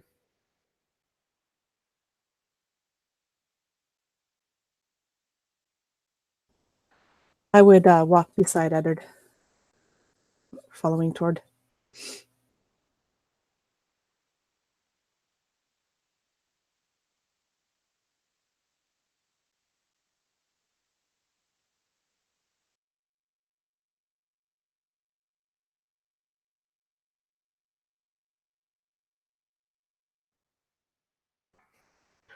Sounds like everybody is going then. Okay. Mm-hmm. Cool. You follow them for a ways, passing through the wilds of this wood, and all the while, these individuals stay almost equidistant from you, remaining in this surrounding pattern and kind of moving at your pace. And you get deep into the woods, and eventually you start to notice signs of man-made structures for the first time in days since you've been wandering. It's pretty apparent to you that these they're woodsmen. They're not woodsmen in the way that you would have known them from the human lands. These are druids.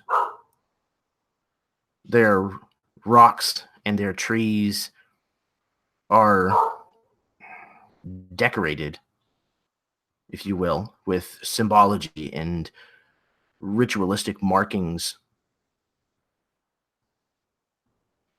And these hooded figures lead you into what can only be described as a village built amongst these towering trees.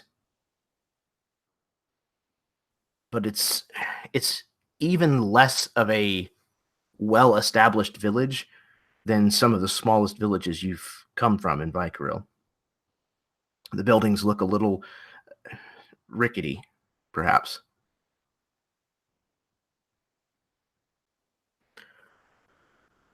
The village seems to be bustling with activity,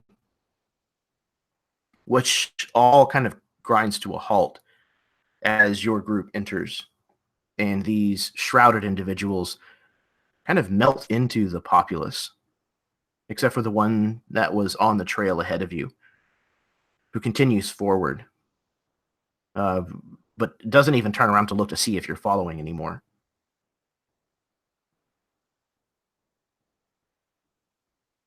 What's the general reaction as you stumble into this place?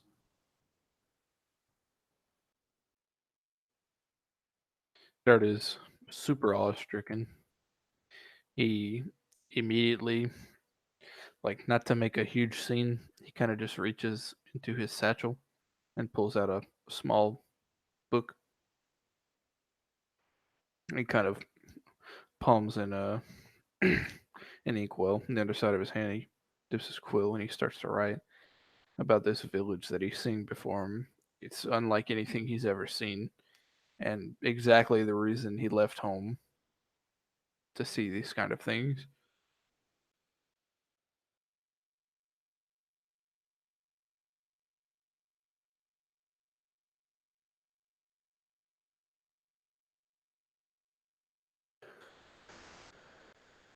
Cord is, I mean, struck with curiosity as much as anything here in the north strikes him. I'm learning new things every day, even though I've lived outside my whole life, so.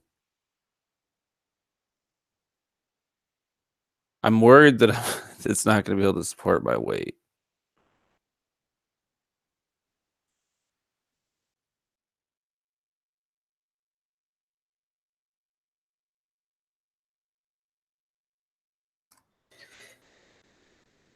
Ariana Shell is looking around, and she can immediately tell, like, this is not elven make. This is kind of too shoddy for that. And she's kind of curious, even though that the elves actually have let this kind of been built here. So she's curious as to why these people are here in the first place.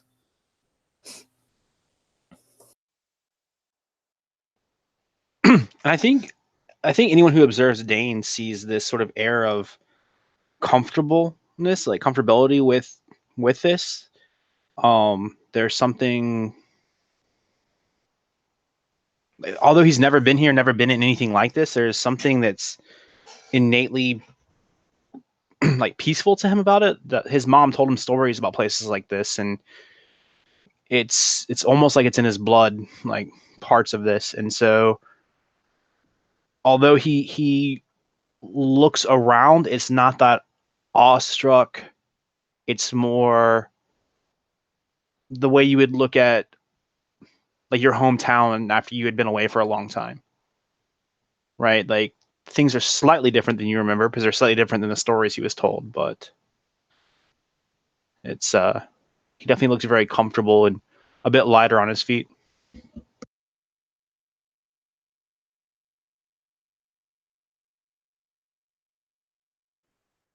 So John is relaxed but alert.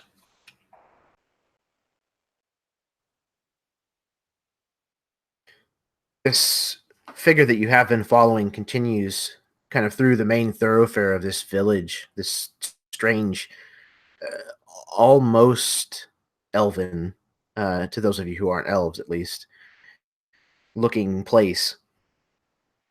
And he leads you to a hut that's kind of near the center of this village, off to one side. There's a strange kind of slightly bluish, purplish tinge to the smoke that kind of rises up out of this hut. This individual moves over to it and throws back a leather flap, keeping it closed. And inside, you can see the glow of firelight from a multitude of candles and a small fire in the center. The smell of dried herbs and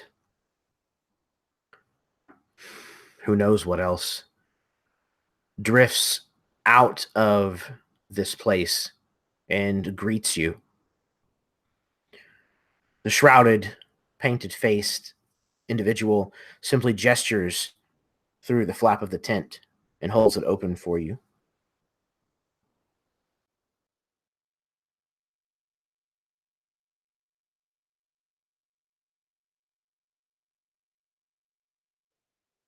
I enter.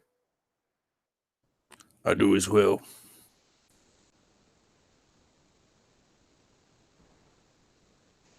When Sir John sees Tord going in, he's going to go in himself. Ariana Shiel hesitates and looks towards Dane and waits for him first, and then will follow if he chooses to go in. Yeah, Dane will go in. In fact, as I step in, I sort of turn to look at you and give you that sort of like, it's okay kind of look. She just kind of nods, smirks a little bit, and follows you in. There's a strong smell, earthy and musty, smoky, inside this hut. And at first, it's certainly overwhelming. And as you look around, you see things that are unusual to find elsewhere in the world. Animal skulls that have been painted with designs upon them, hanging about, almost as if forming like the head of an effigy, with bits of plants forming the rest of it. It's bizarre and strange to all of you. There's bits of animals, such as birds' legs and feet, feathers, skins of beasts that you may not readily understand where it came from. And there's an individual seated at the small fire, his legs crossed before him, and his feet bare. You doubt that he's ever worn a pair of shoes in his life, judging by the look of him. His hair is stark white, though his beard has not lost its color. His left eye is also vacant of any color whatsoever, and there is a scar that runs down that side of his face, bisecting his eye and his eyebrow. He wears bulky robes in drab colors that are tattered and stained. And he has adornments all about him, though they're not made of gold and silver the way that you would expect to find from some noble person. These are all things of nature, small skulls, beads made from bone or wood. He sits in front of this fire. As you enter, he turns his face, his one good eye regarding you, and nods slowly as he reaches beside him and grabs a small bundle of dried plants and places it onto the hot coals in front of him. Immediately, these begin to smolder and produce a different aroma in this room. He then lifts this bundle up and begins to wave it up and down in front of him in some form of pattern. And then he wafts it over his own face and head several times before placing them beside the fire and gesturing for you to join him by the fireside.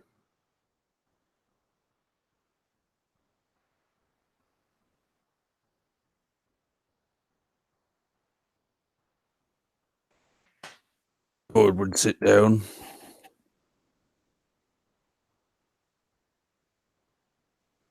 And it would probably find a spot kind of next to him on either side of the fire.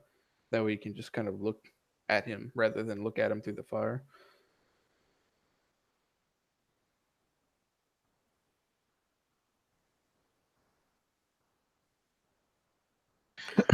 Dane will sit down also. Maybe like almost across from this strange individual.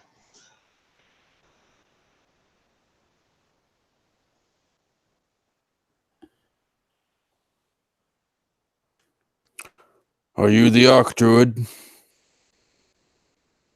What language do you say this in, Tord? Sylvan. He nods. That I am. My name is Nemiskuo. You have sought me out, no? The whispers in the wood. They told me to find you.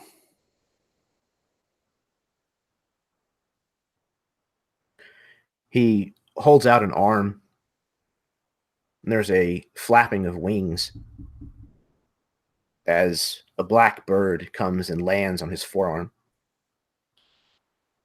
Tord, you recognize this black bird. Oh, so you let him in the house? Or whatever domicile we're in. This is a friend of yours. Friend is a broad term. Your friend told me of your coming. He also told me that your kin is safe. He turns and looks at Ariana Shial. There was word from Bane Shial. They have been found. As she involuntarily gasps inwards. And then just silently nods towards the man.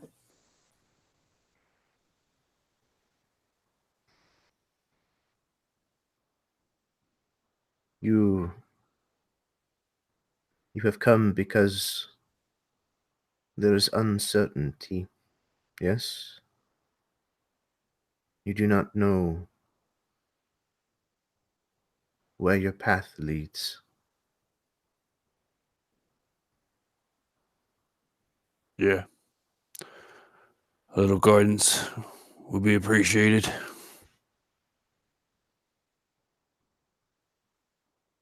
You are the one who now serves the wood. Yeah. I've said my oath.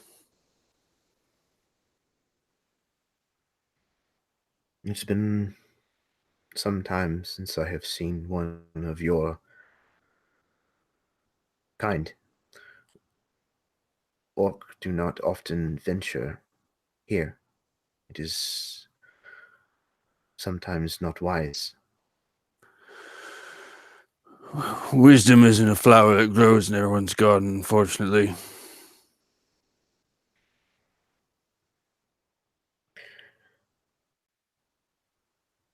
I am willing to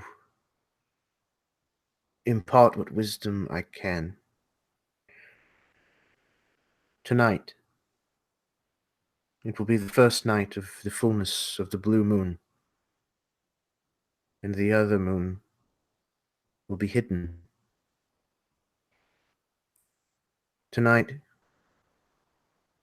we will hold a sacrifice. A sacrifice that will bring answers. You should be there. You should bear witness.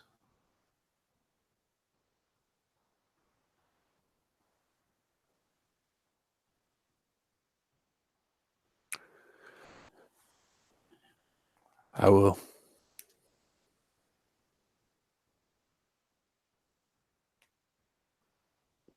Okay. I have one more question. And I'm going to say this in my normal voice because I don't know if I can say it normally. Thrak Latador. Is that the correct pronunciation? Thraklatador. Mm-hmm. Yeah. It's an orcish word or orcish phrase. What does that mean to you, if anything?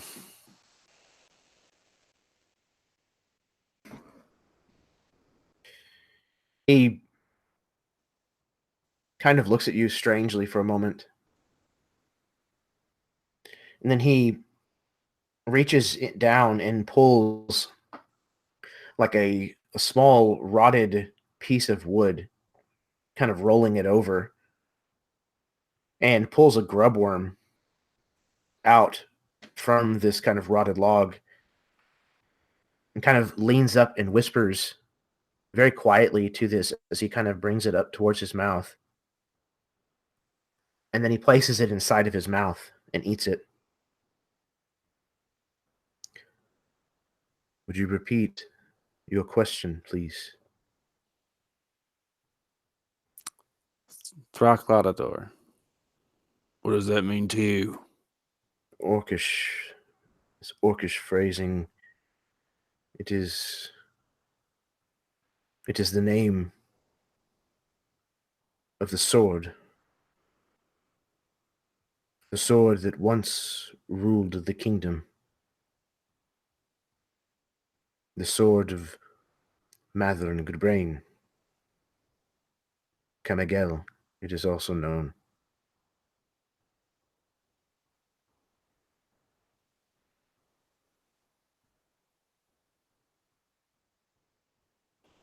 This is what you seek? Among other things.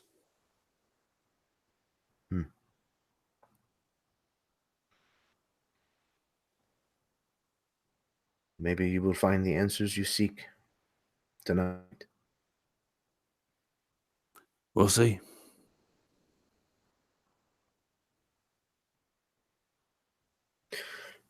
Okay.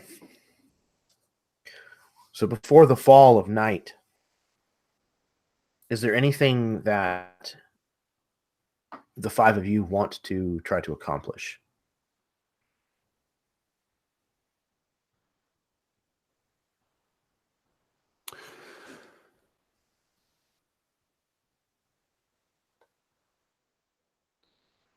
Eddard is going to be extra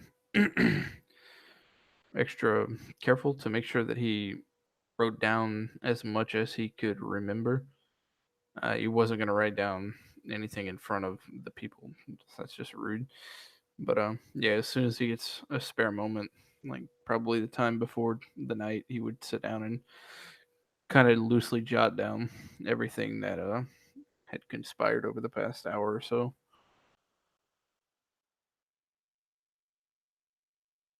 For the most part, we were speaking in Sylvan, if not all completely, right? Yes.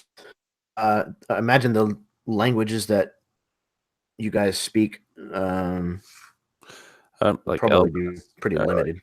yeah. Yeah, he speaks Sylvan, Druidic, and Vykarilian. Well, Which is the language that, if he could have spoke common, I'm sure. well, yes, Common is actually Divinian. So that's So not the same. Yeah, Got Vykarilian would actually be like the ancient language of this land. Not Well, very many people, if any, speak it in Vykaril. I would try to to do my best to help you, Eddard, with what was said. Yeah, he doesn't speak Sylvan, so he'd probably need you to help translate. It's probably like a lot of like windy whistles and like deep like sound. Well, are the Elven language and the Sylvan language like far distant relatives? I would imagine it's probably similar to like a Romance language and Latin. Okay. He couldn't pick anything up, but I'm sure like they share some characteristics. Right. But yeah, definitely lots of whistles. I think maybe once people start to clear out, if they do, or I think Dane might lean a little closer to Nemescu, and in Vykarilian, just ask him, "Do you speak this?" He turns and looks very surprised at you. And he says, I do. This is a strange language for you to know. You are too young. My mother taught me.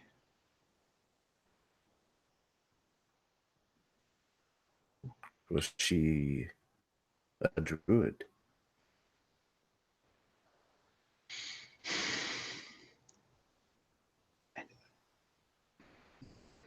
I don't know. She was capable of magic. But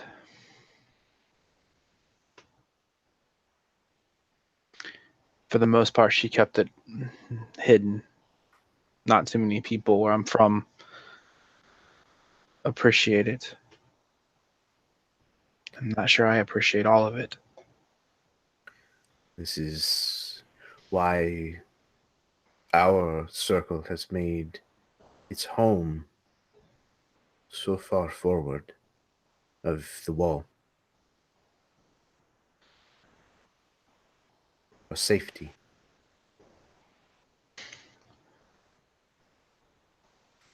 Druids know a lot about nature, the woods, rivers, lakes.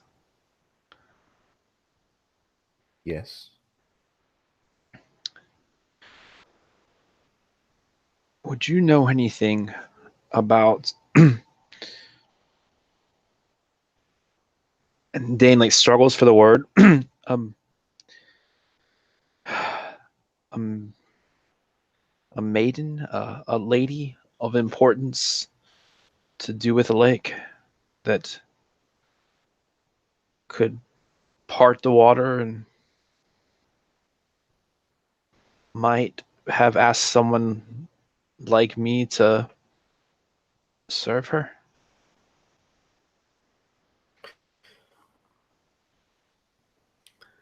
In the natural world, there are many spirits. They possess many things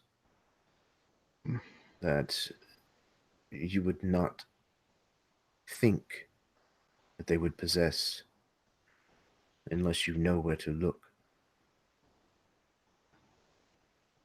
Some of these spirits are benevolent, some are not. I think she was. A good one, I mean. She told me I needed to help heal the land and that there was a storm coming.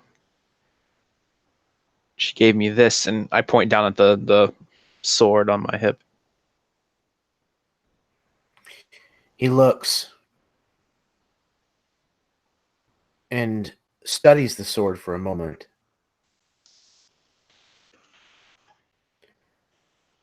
You have sworn a promise, an allegiance. You tie yourself to this spirit.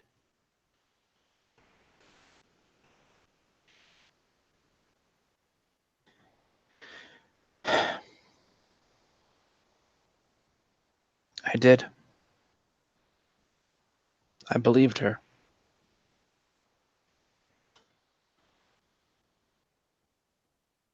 Then I certainly hope it was a good spirit, as you said.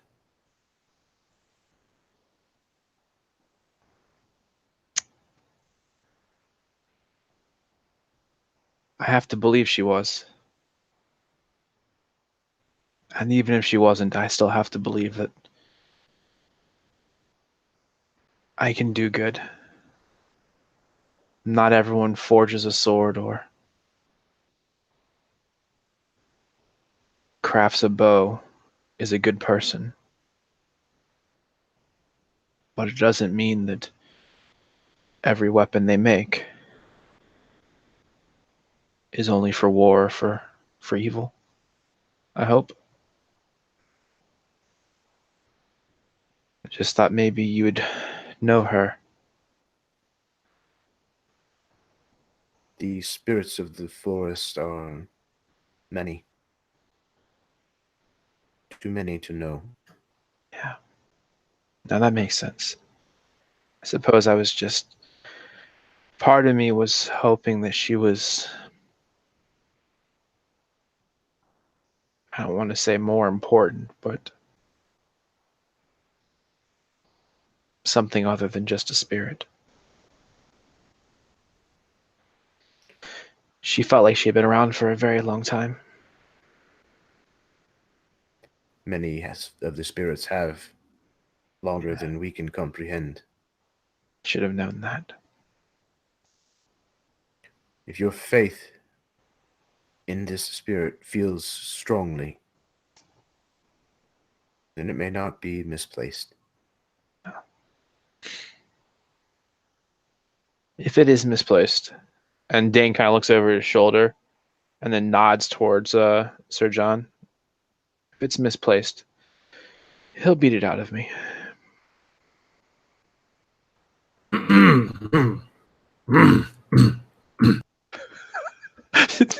For what it's worth, Eli, this is all in Vykarilian, so Coincidental cough. Had no idea. right. No, that's fine. That's fine. I just feel like this look from Dane, like, crap. Has he known how to speak this all this time? And with that, like, Dane will sort of almost not like bow like you would to like a noble, but respectfully like you would to an elder when you were excusing yourself, and go outside, disappointed. as you step outside, each one of you, your head almost swims a little. You realize, having been inside the hut, you likely inhaled more of the smoke that was inside that hut than you first realized.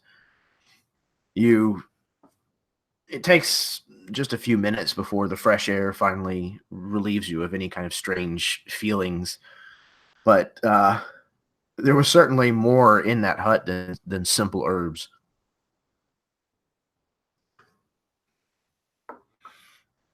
Okay.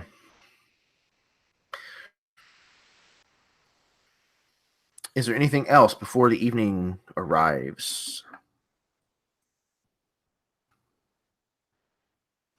Is No? there like a river nearby? Yes, absolutely. Okay. Eder would just try and clean himself up. Okay. Very easy to do. Since it seems like we're not in a position where I can like actually tan something, could I find someone to trade like whatever pelt that I had acquired through hunting for a workable something? A workable something? Like tan skin, something of the sort. Oh, I see. Just kind of trade an unfinished product for a finished one. Yeah. I would offer gold, but I don't really foresee these people as. No, they certainly don't seem overly interested in the gold. Yeah, I would say so. You can find somebody who's willing to trade. We'll say that you had, I don't know, maybe like 3 pelts or something that you'd be able to trade for 2 finished. Okay. Tanned hides. Now, these are fairly crudely tanned by, society's standards. There's bits of fur that's still on them. And Yeah. I things mean, of I'm that not. nature. I'm trying to. I have a project that I'd like to work on, but I can't do that at my current Sure, absolutely. level of mobility.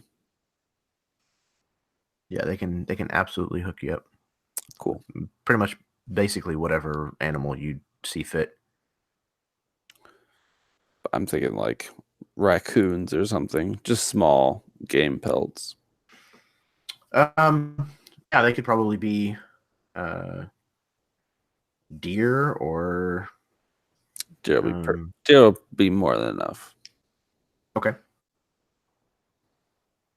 Maybe even something like badgers or Ooh, badger's good. That's a good one. badger. There you go. That sounds like an English animal. Okay.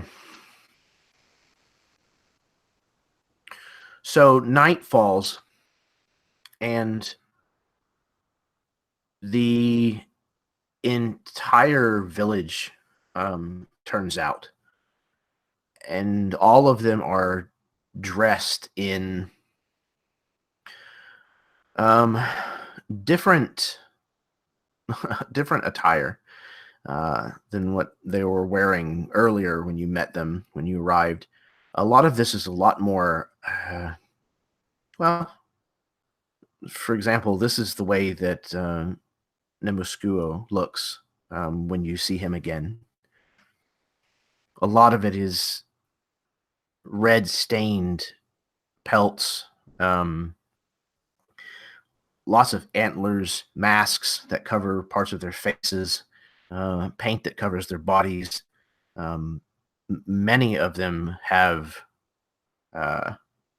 no shame in regards to being naked. Many of them wearing less than even this picture shows here. And you are, if you go with the crowd, is anybody going with the crowd or attending this this ritual? So John would only be at like the very back edge of this place, just barely keeping an eye on what's going on. Okay, sounds fair. Eder is right up in there, trying to experience as much as possible. All right. Did Tord explain to us what the man had said about what's happening tonight? I'm sure I did.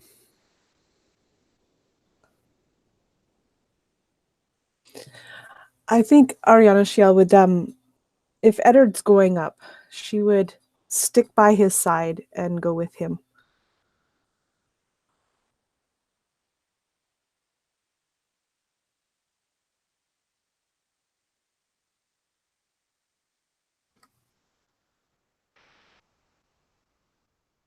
I think Dane would also try and move to the front unless he caught like a stern look from Sir John, in which case he would hang back with Sir John. Sir John would absolutely give that stern look. Well, then he's back with Sir John.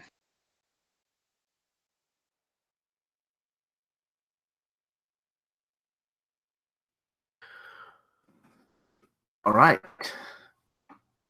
You walk with this crowd to a short distance away from the village, this path that seems well trodden. It leads to a cleared out area of the forest with a standing stone and a fire burning at its base. This throne chair seems to be made out of some kind of bones and wood, where Nemuscio moves to sit. It is kind of opposite the largest stone in this clearing.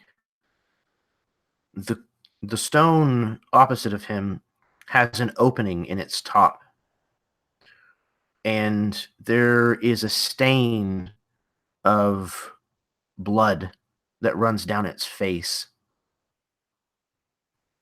Several other stones gathered around this cleared area bear markings that are written in the dried maroon brown stain of blood. The people of this town, these druids, gather around this area, kind of completing the circle formed by these stones. And they proceed to dance wildly. Several of them moving forward into this fire as it burns. Music is played, and this goes on for upwards of half an hour, if not longer. As you watch this blue moon, one of the two moons of Rostveen, sink lower and lower until it's almost filling this circular hole in the standing stone. And about that time, Nemuscio stands. The dancing and music stops. And he approaches the center of this circle and begins speaking in a language that none of you understand. Some of you may realize it to be Druidic. He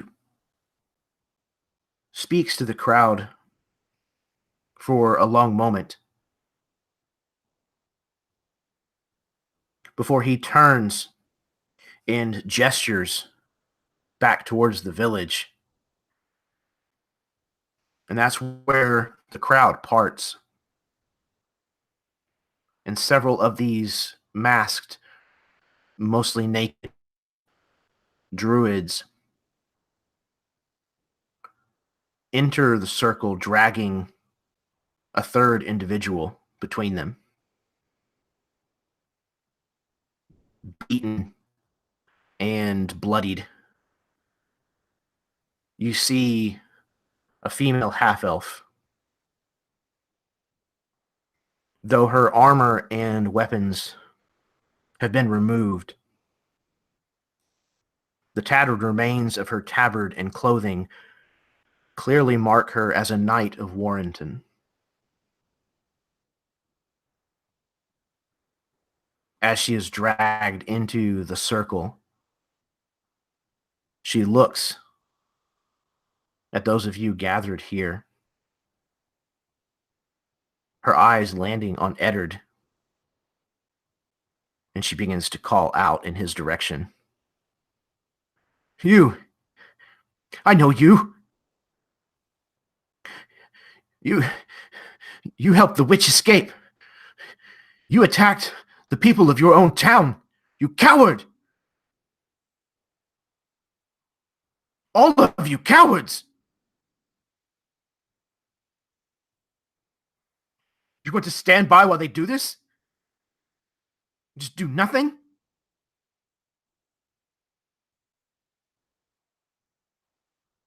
They drag her towards one of these flattened rocks.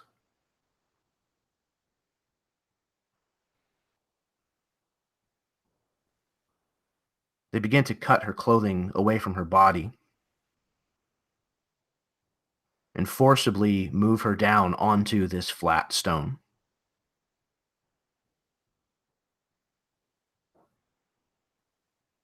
Nemiskio moves over beside her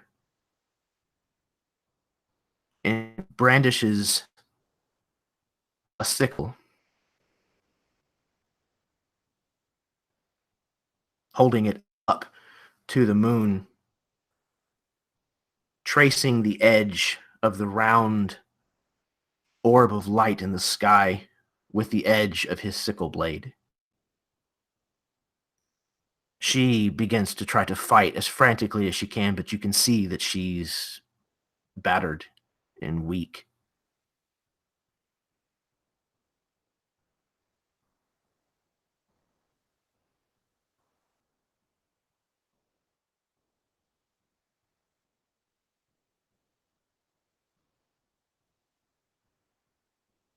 He then brings the sickle down.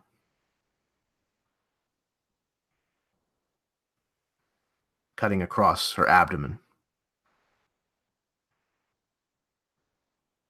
She wails into the night as the music begins again, drowning out her screams. Nemiskio continues his grisly work and produces... How far away from me is she? Probably 30 feet. Okay. So Dane yells out the equivalent of stop in Vykarilian and slams his hand into the ground. And this gold line shoots from his hand across the rocks, following the roots of the trees, gets to the rock she's on, bursts up through it, and she's going to regain 11 hit points and be healed. All right.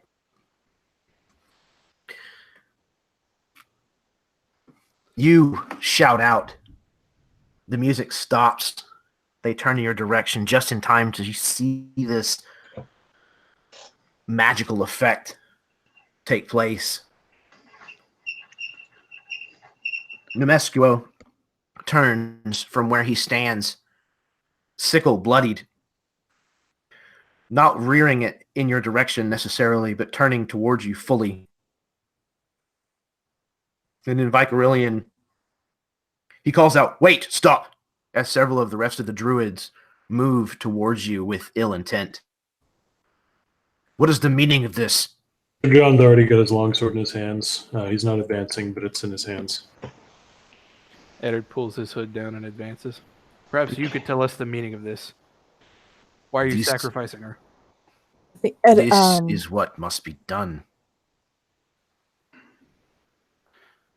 I apologize, but I can't stand idly by as my kin are killed in front of me. Let her go. Ari would be grabbing Eddard's arm, trying to pull him back. This is a sacred place. You are befouling it.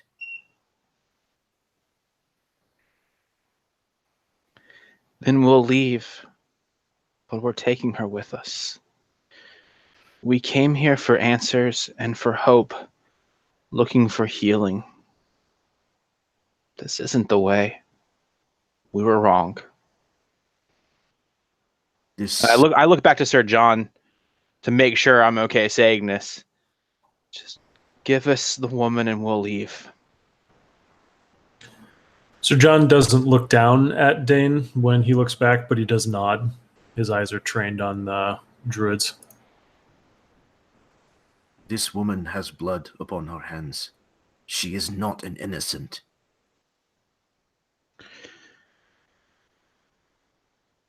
But this is why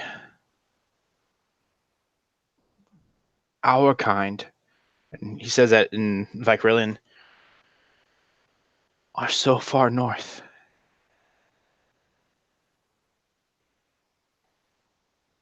Because people will never understand. Vykaril will never be more than a word.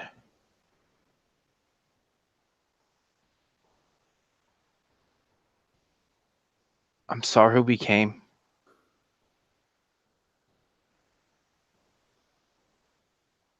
We'll leave. But she has to come with us.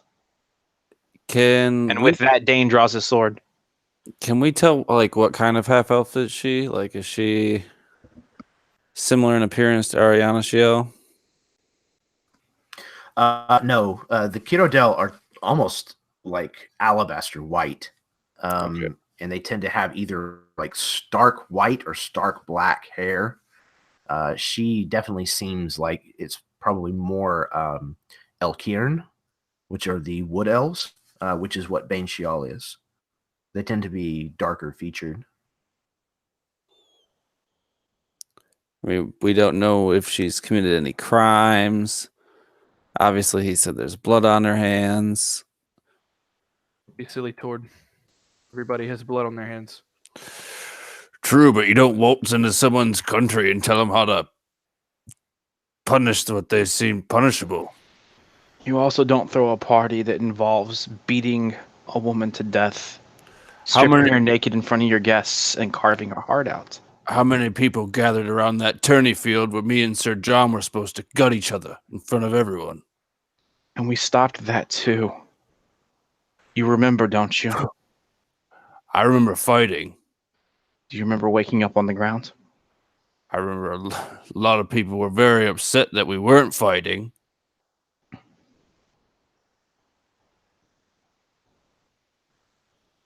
Maybe I'm wrong for stopping it. And if that's the case, I'll roll your armor up and down a hill too. Look, she's coming with us. Trying to patronize you. I'm just trying to give you some insight on what this could be. You came here seeking answers. This is the way. God.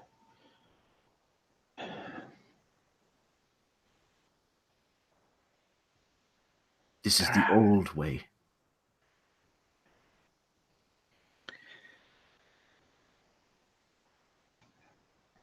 And the old ways are what got us to where we are now.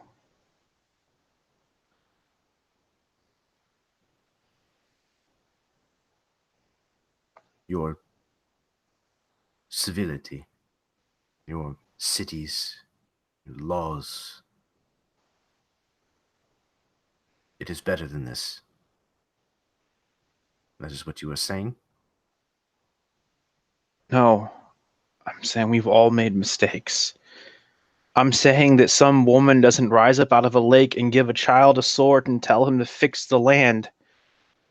I'm saying that the woods don't whisper to an orc who hasn't been this far north in ages They don't drive knights like Sir John Lightenor. They don't have people like Ariana Shell traveling with the likes of us because we're supposed to keep doing what we've been doing.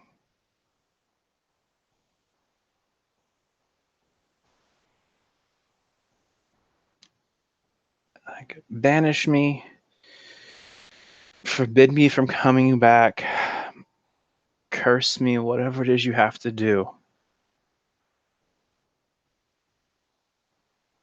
But I healed her, and she's under my protection now.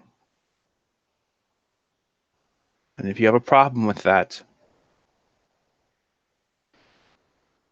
well, I guess I've grown up in a few days. You can fight me for it. Do not speak your threats here, child. It's not a threat. This is a sacred place. It's not a threat. I don't want to threaten anyone. I don't want to fight anyone. I just want all this madness to stop. You call it madness. What she did to you, You- what we did to her, what happened in Warrington, what would you call it? This is our way.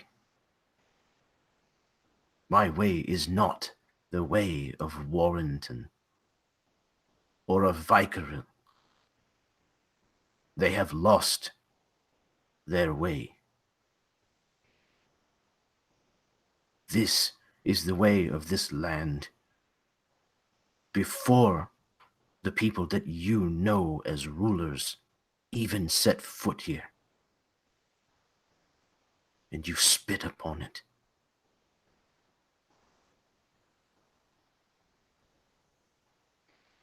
You wish to take this heathen under your Yes. protection, so be it. But you and your kind, your friends, you should leave now. There is to be sacrifice tonight, under this moon. It has been so for thousands of years, and it will continue to happen. Whether it's her or someone else. Eddard beelines towards the altar. He kind of breaks free of Ariana Shell's grasp. The druids that are Edgar. kind of... Or go ahead. Edward, what are you doing? You heard him. Let's go. He offers his hand to the woman on the altar and helps her up. She's kind of trying to, like, cover herself as best she can, and also kind of is trying to get up. I mean, she had a serious gash across the belly as well as up to her sternum at the point that she was healed. So she's definitely not feeling spry. Before Eddard helps her all the way up, he takes off his cloak and he kind of dresses it around her and he ups her and does his best to kind of haunch her over his shoulder. He's not very strong, but he's just trying to get away. The druids who had been holding her down kind of look Nemiskio with questioning, almost bordering like an insolent air. He waves his hand in a very frustrated and angry gesture, and they back away, letting you take this half-elven woman with you. And it may not mean much to him, but as he kind of struggles to walk off, he turns and he looks at Nemiskio. Thank you for your humanity. And he turns and walks away.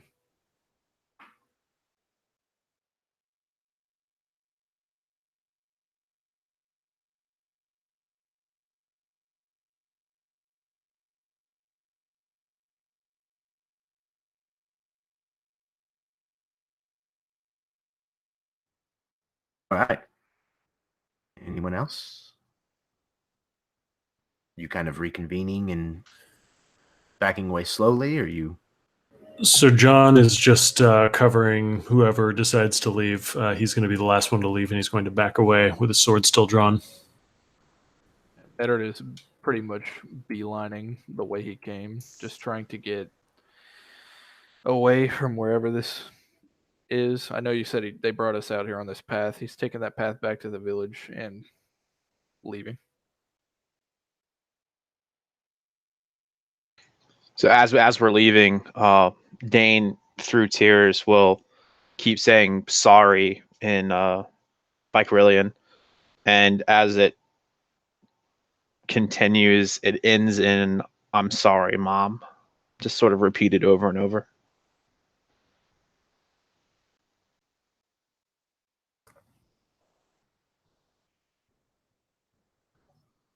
I look to Ariana Shiel, who I don't think has left yet, and I would take my leave.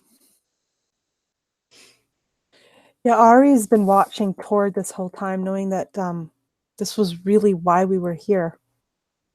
And when he turns to leave, she goes with him.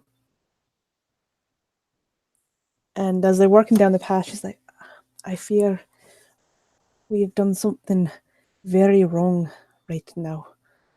This is going to come back at us. How do you fix the world with humanity when you aren't even human? Well, truer words have an orc said in my presence. I don't know if I even make eye contact. I'm leaving.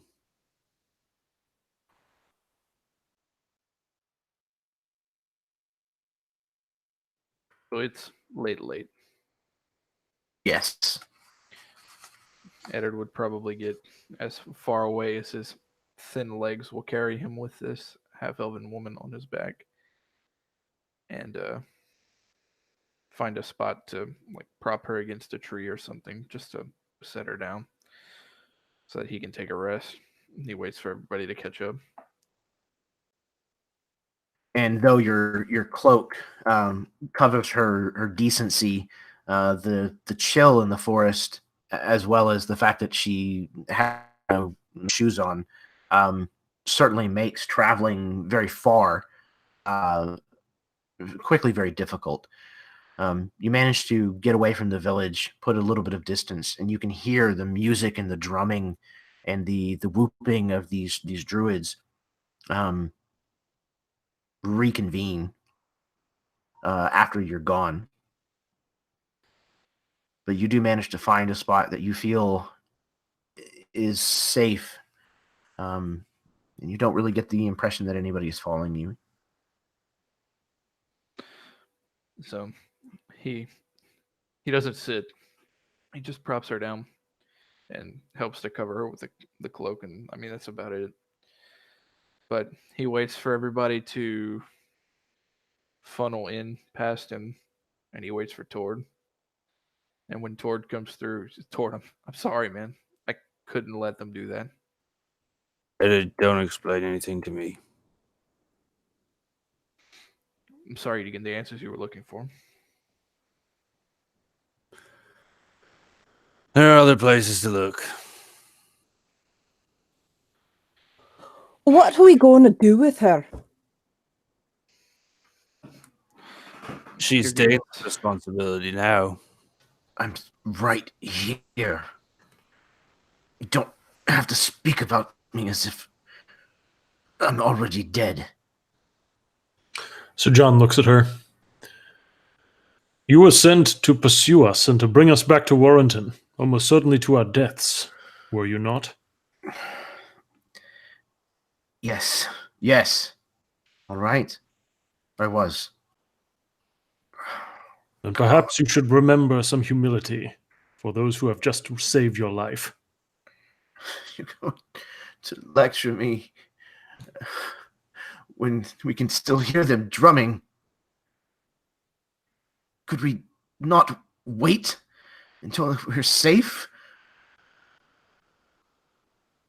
before you start with your blathering? I think Sir John's going to come over and bind her hands and her ankles. Not together, but enough to where she's going to have to be carried to be taken anywhere. Wonderful. This is much better treatment. Thank you. Then he's going to bind her mouth. Mm. I think Cord is actually the one that like rips his sleeve and hands it to Sir John. She just like glares at you with these like sky blue eyes. Eddard's She- eyes it- get real thin.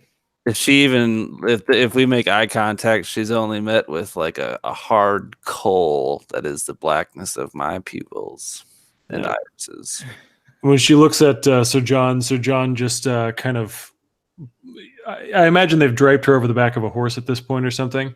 But he's going to like grab the collar of her shirt and lift her up enough, or of the cloak or whatever, and lift her up enough to say, "Remember your humility, for you are our pursuer, and we have not forgotten." And then he's going to put it back down.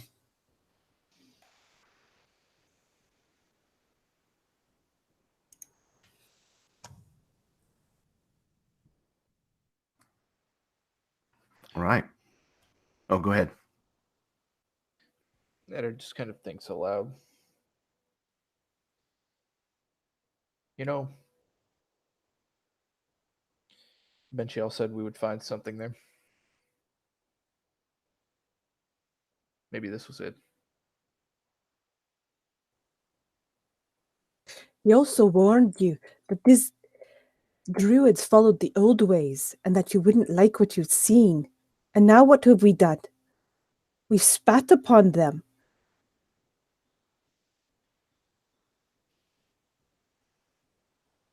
I simply couldn't let it happen. Maybe I'm a fool, but to see somebody's insides flayed, Do you think we stopped them? They're just going to grab somebody else. You can hear them still doing it now. do you suggest we go back and stop them? No. What is done is done.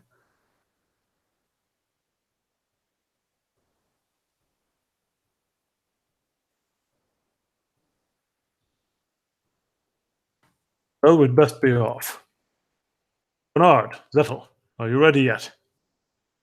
Oh yeah, sure. Blah, blah, blah. We shouldn't have come here in the first place.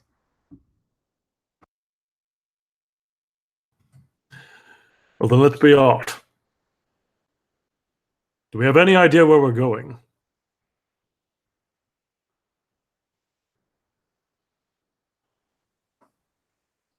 That's a good question.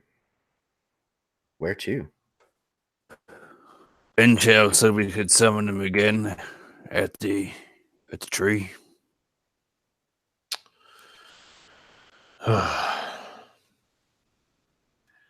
Better than nothing, I suppose. Yes. Let's be off.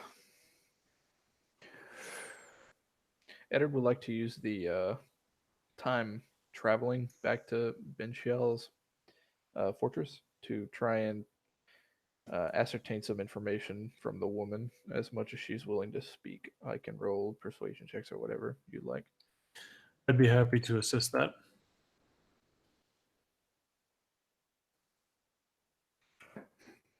Go ahead and give you that roll. 19. Okay. Let's see.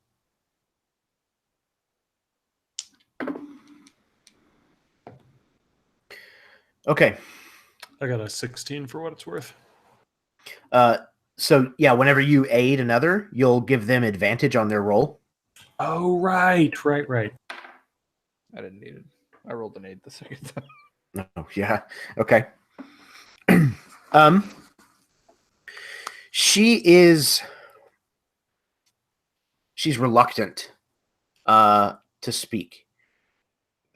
Part maybe because of the treatment that she's been shown somewhat, but mostly you gather because of her understanding of the situation of what happened in Warrington, which is certainly not completely the truth. Right.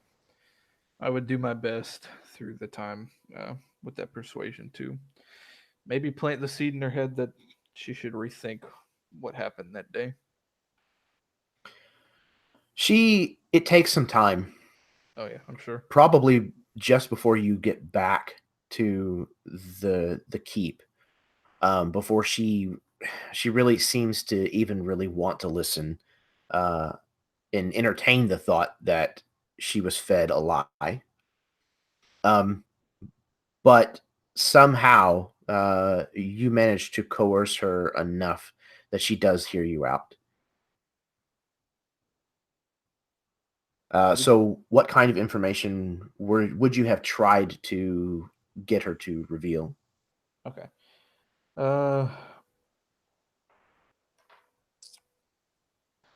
Basically, what was her name?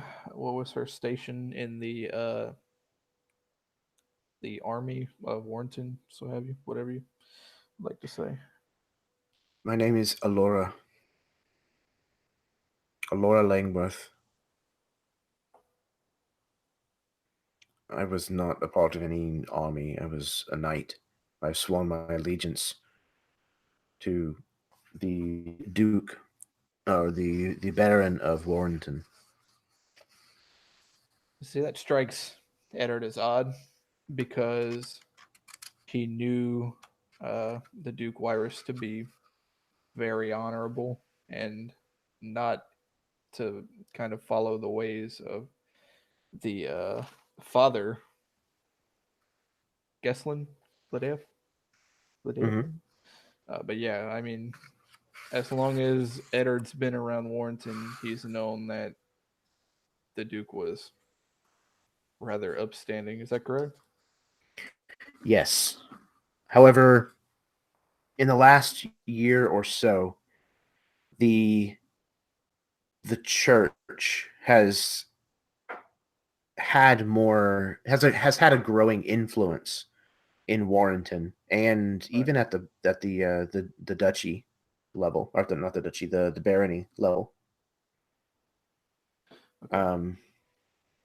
And his demeanor has made a small shift during that time. It's like he's kind of turning a blind eye to things more. Yes. Kind of letting the church take center Yeah. stage. He's kind of more being like, he's being more like allowing it to happen, kind of thing. Right.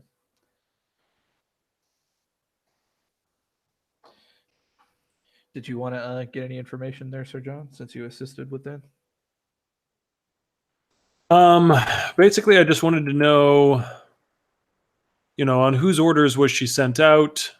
What were the orders? Was it to capture or kill? What does she think will happen if, now that the mission has failed? She kind of looks sideways at Sir Lightnor. She says, I haven't failed yet.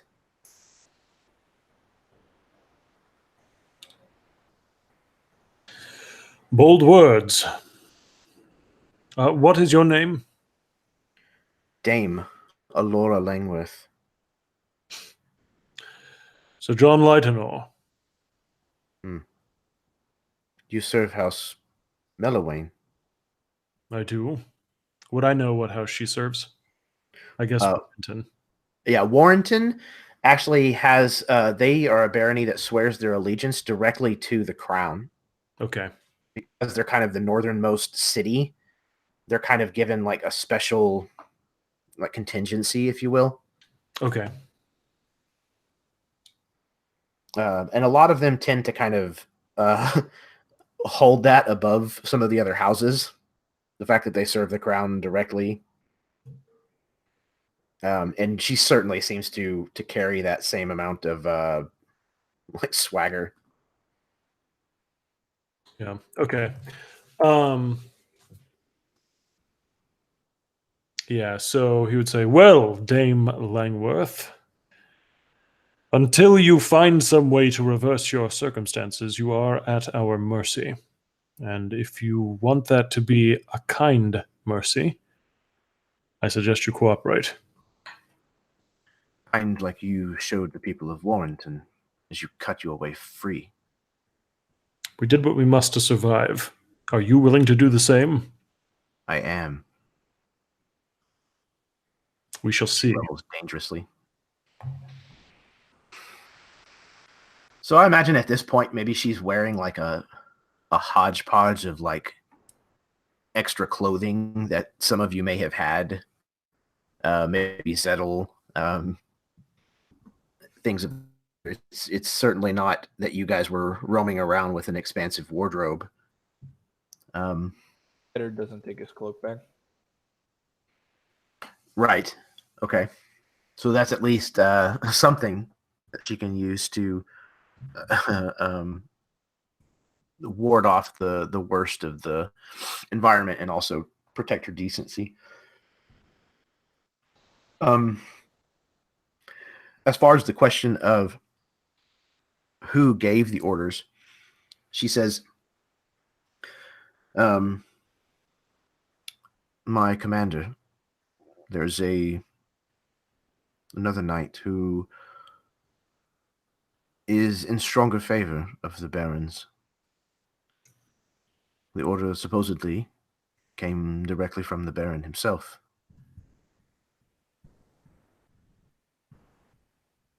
Supposedly. That's what I was told. I understand.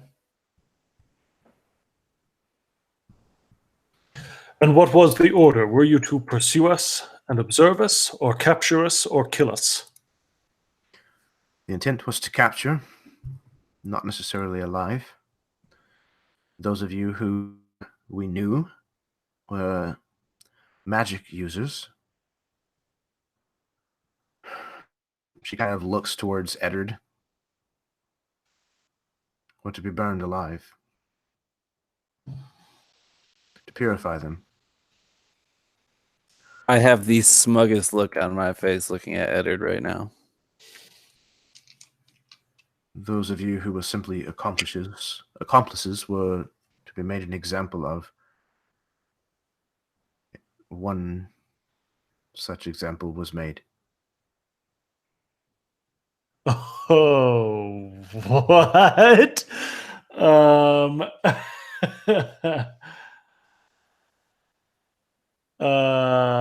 So John is going to turn to her slowly with laser vision and say, are you responsible for the hanging of Ansel of the Valley in the Umbra Wood? I did not bother to learn his name. He was given the mark. He was hung from a tree. A feast struck rose. As we were instructed to do. And we lit a witch's fire at his feet.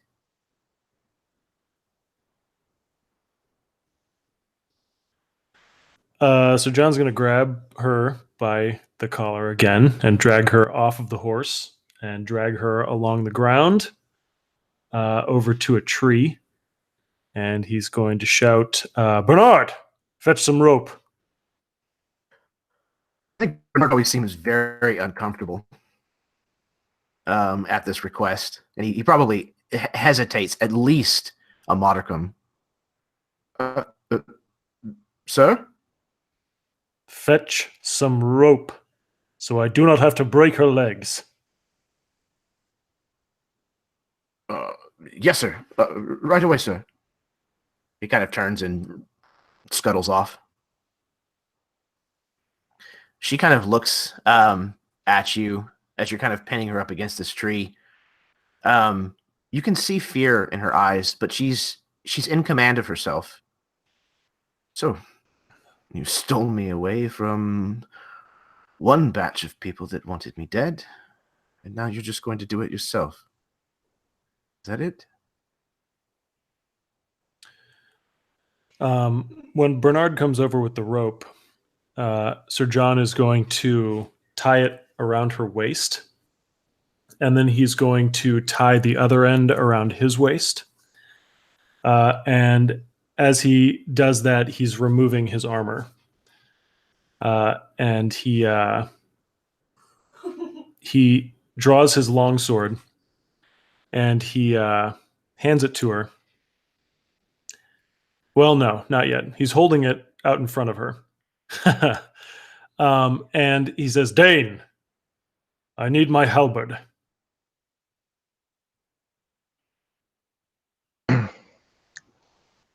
Dane brings you over your halberd.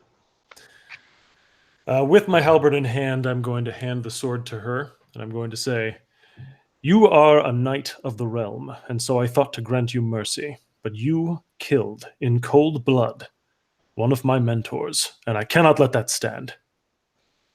But as you are a knight, I will not merely hang you from this tree to leave you as a feast for crows, as you did to the man to someone I love. But you will answer for it here and now on the field of honor.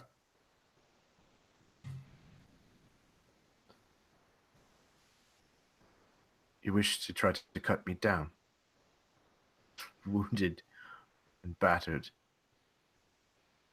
with a borrowed blade. I will give you the first stroke. Your courage knows no bounds, knight, she says sarcastically. Very well, if this is what it's to be.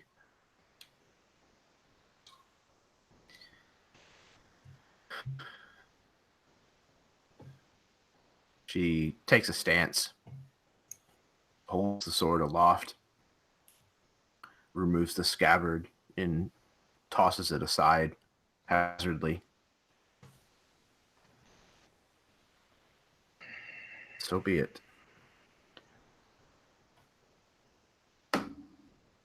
She begins circling. Okay. So, first of all, right now my dexterity or my armor class is only 12.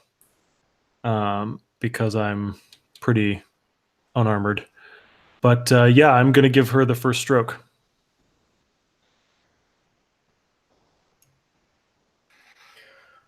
Okay.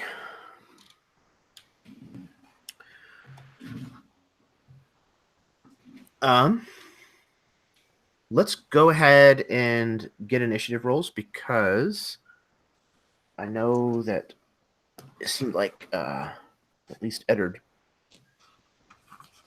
had the intention of possibly doing something as well.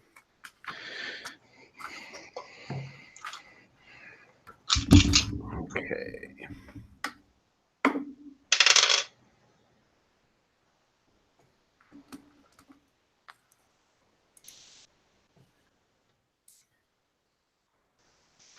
All right. We've got Dane with an 11.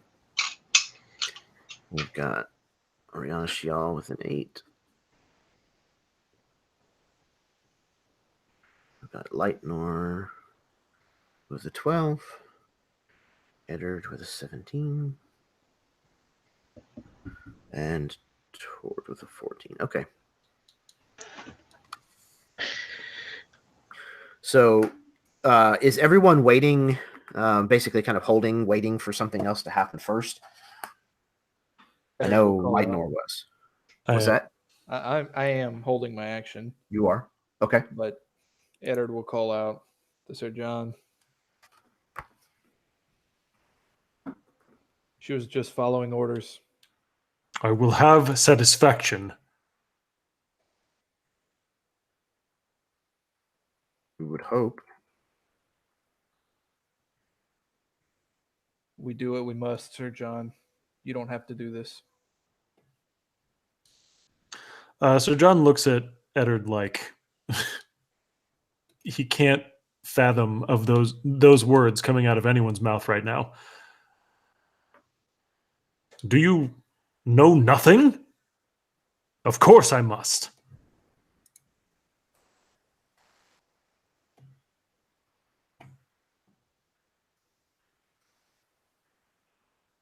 All right. So everyone seems to be deferring. So we will roll right down to her part in the initiative order. Since you have told her that she will have the first stroke, she waits for her opening and then will leap forward at you,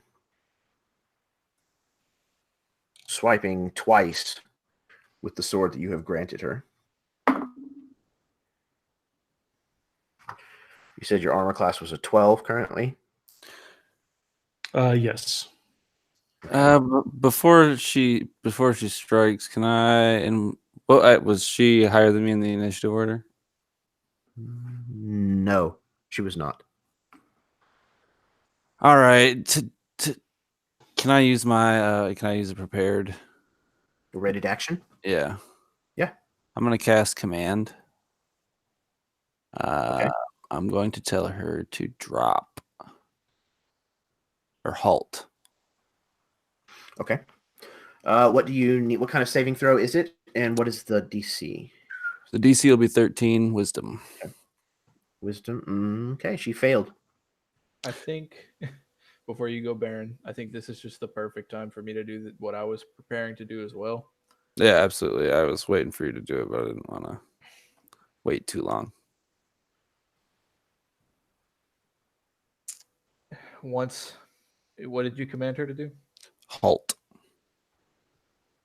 She will not make moves or take an action this turn. Okay.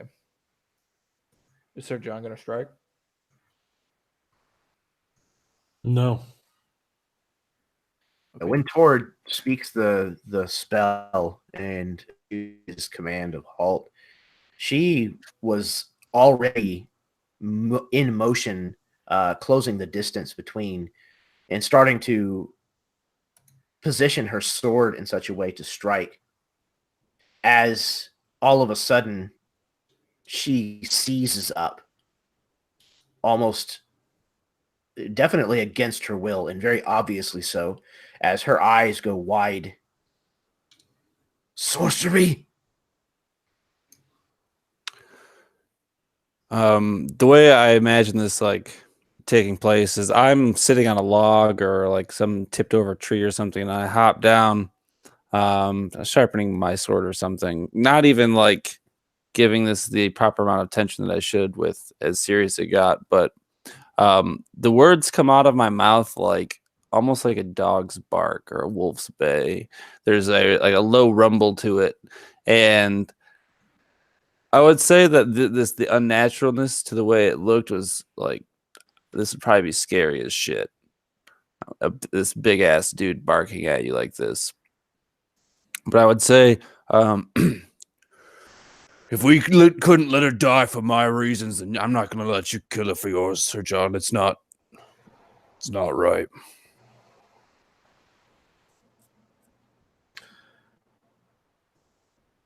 Sir John's going to wheel on him immediately. Someone under my protection was killed by her. I must have satisfaction for this.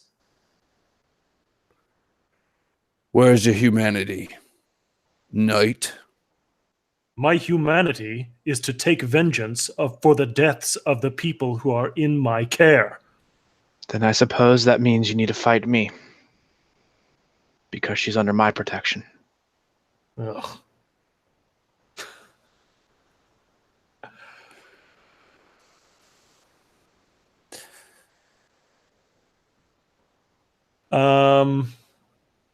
You don't have to tie a rope around me. I won't run.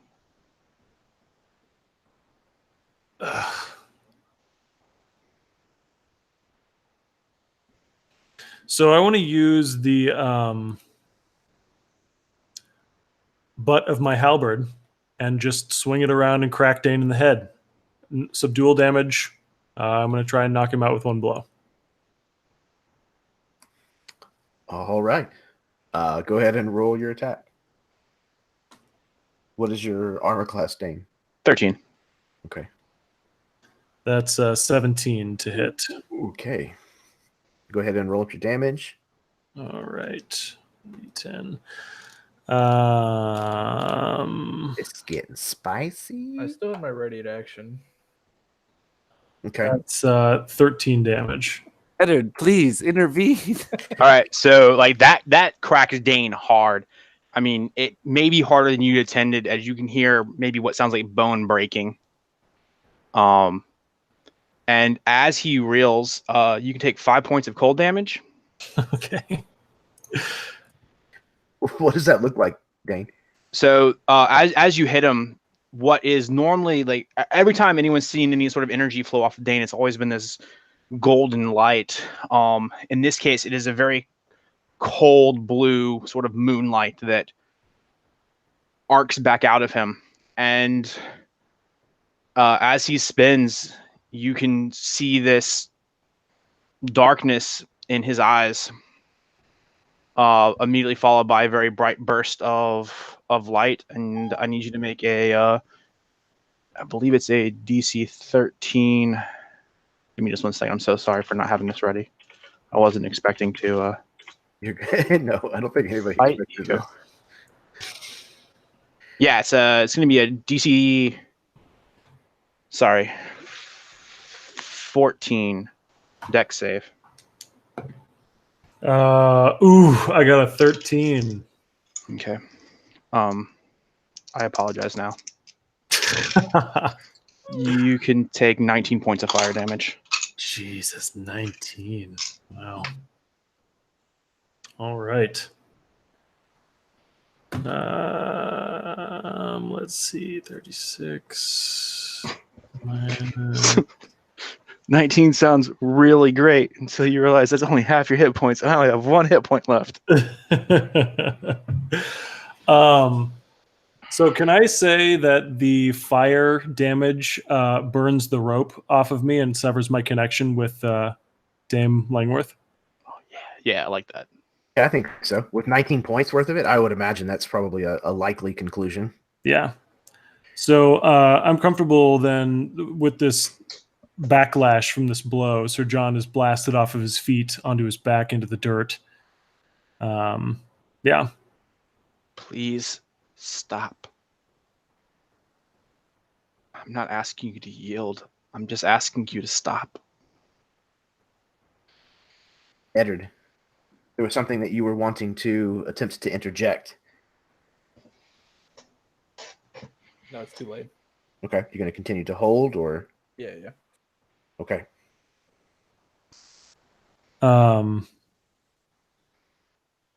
I'm more interested in the immediate reaction of the dame.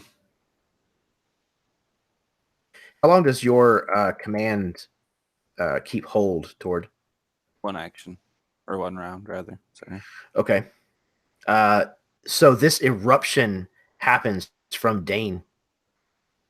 The rope catches fire and burns, and she staggers backwards away, almost also falling.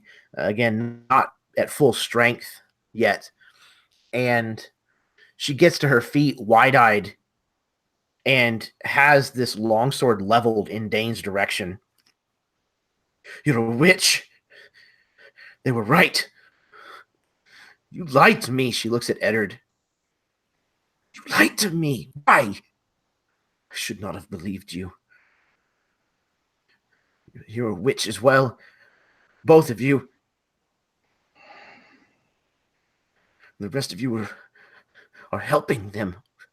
What is wrong with all of you? Your perception of the arcane is skewed. Skewed. Did you see what he just did? A boy. Yes, a boy defended himself. He summoned fire from nothing. He burned him with nothing. We do what we must. It must be wonderful to live your life without boundaries, to just do whatever your whims tell you to. Some of us can't. We don't have that luxury. A luxury that's currently only afforded to you by my magic. Your magic has nothing to do with me. It healed you on the stone. That was me. No, that was the intervention of the gods. His magic has saved your life now twice, and you do not even respect it.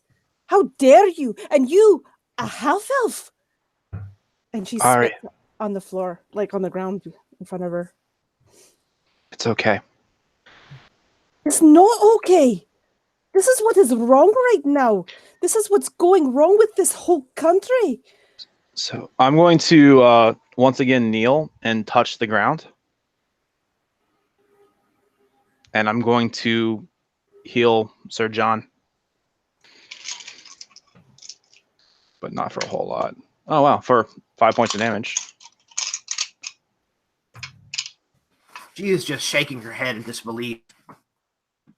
And the emotion of everything, this yo-yo of life and death, is definitely weighing on her. She's just shaking her head. I can't be a part of this. If you want me to... If I have to spare your life in exchange for my own, I'm willing to live with that. If I have to. But I'm not going to be a part of this any longer. There is no bond between you and I.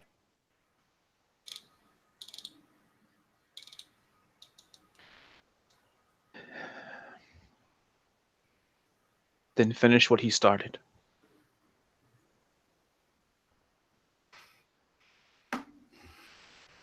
Cut me down. You have a sword.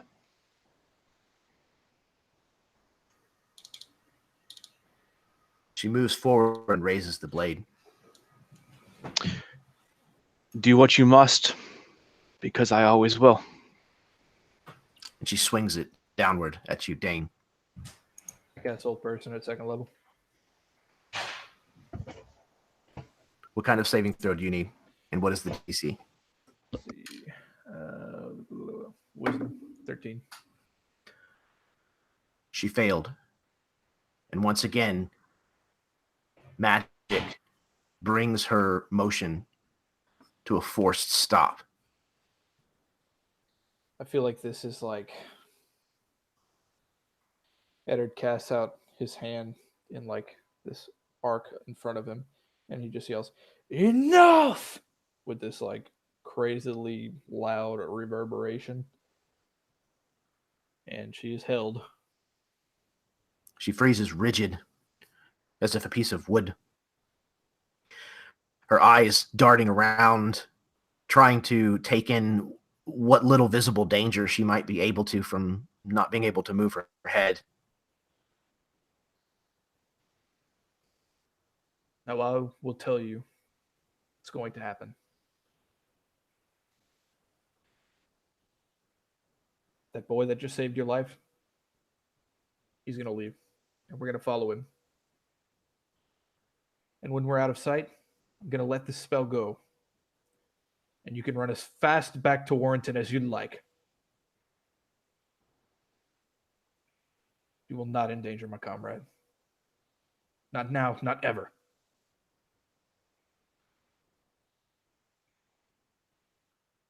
She can't speak because of your magics, preventing even the movement of her mouth and her tongue. Her eyes, barely able to move, stare at you. Predicament that she's in. You can see now that there is no holding back the fear that she's been feeling. Eddard casts his gaze upon the rest of the group. Let's go so that we might avoid some bloodshed today.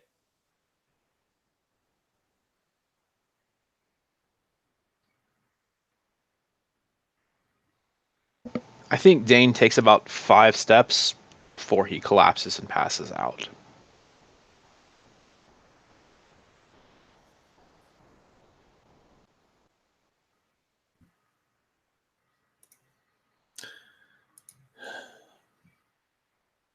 I think Sir John's been on his back this whole time. And he got healed a little bit by Dane. And, oh God, what?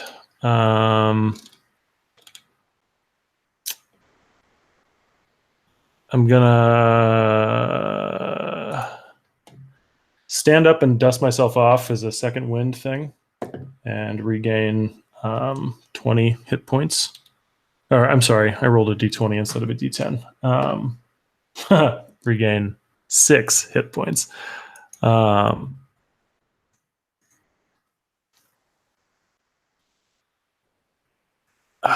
man.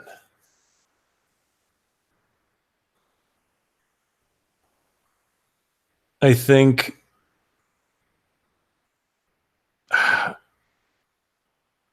Sir John will turn on Eddard. So you would save this woman's life too. This murderer's life, who has condemned you over and over again.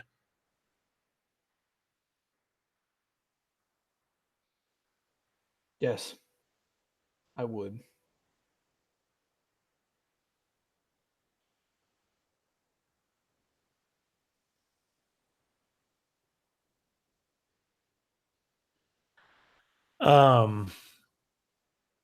He's going to walk over to her, yank the sword out of her hands,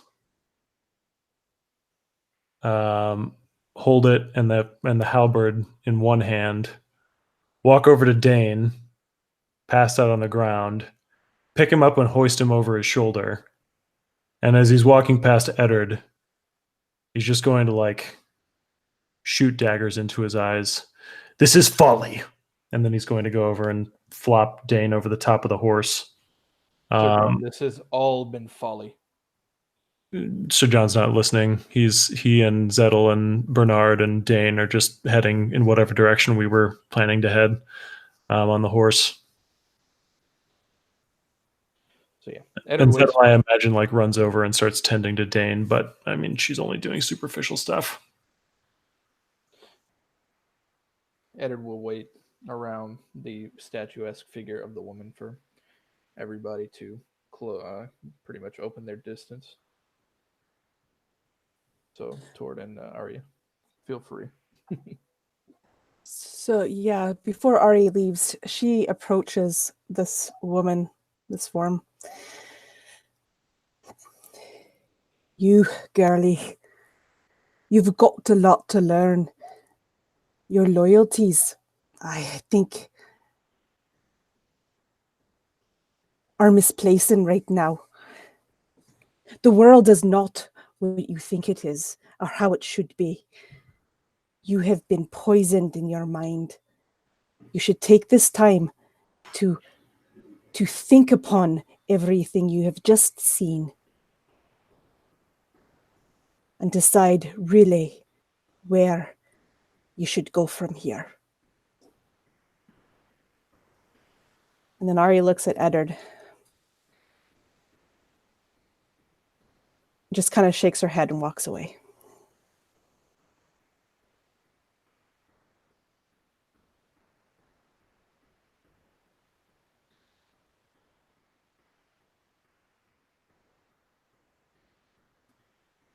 Tord, is there anything that you're doing or saying before you depart? Have you ever given someone a face that was like, I told you so? That's the face I'm making right now. Directed at anybody in particular? The woods. Anybody who's looking. Just in general. I have a certain smug satisfaction with the way I stopped that stuff from happening after it was stopped to me, so I'm good. So that leaves Eddard alone with this knight.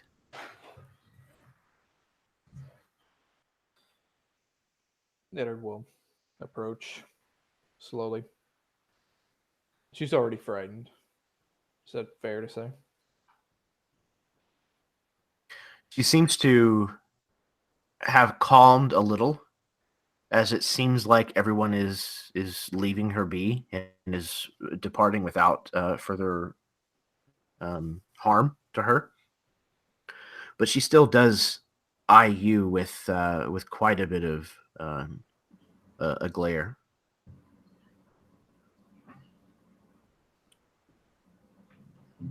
All Eddard would do is walk up to her and close the distance real close, face to face. You listen to that elf. You have a lot to learn about where your allegiances should lie. Remember today who saved your life. He turns around. He walks away. He probably steps back about 15, 20 feet. Then he releases the spell, and he stands there.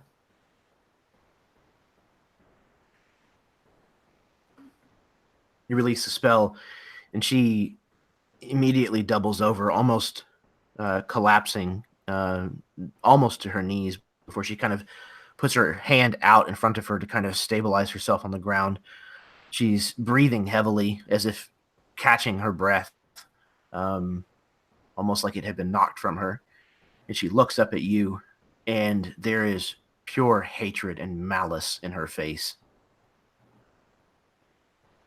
Run. Go ahead. When I recover,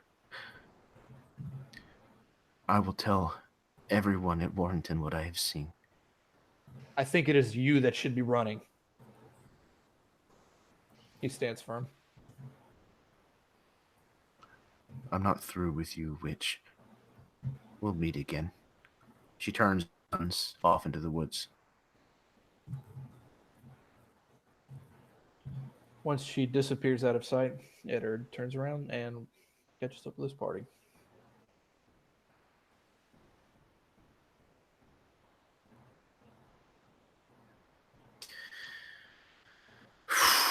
All right. So, you head south again, making your way back to the keep of Baneshiel, the place where you started your trek north of Ginden's Wall. And as you see the overgrown ruins, the elven city built atop them, start to come back into sight, that is where we're going to end tonight's session. Thank you very, very much for anyone who may have tuned in this evening and watched. My God, what a session. Thank you very much for anybody who may be tuning in the future.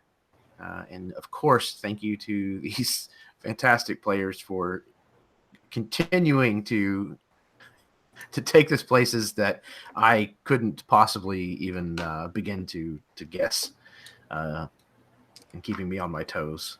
It's so much fun, and I'm really excited to see how this is all going to play out. So before we end tonight's session, I'm going to go ahead and toss it over to all of you to say your outros. Go ahead, feel free to plug whatever you would like, and then we're going to wrap it up for the night. So first up, let's say Steve. So great game, guys. I really enjoyed it. Jeremy, thanks. As always, a very good session. So yeah, I'm Steve, and I played Dane, who I think is now Dane the Hated. Pretty sure. And we will we'll see where this goes. But I look forward to the next session.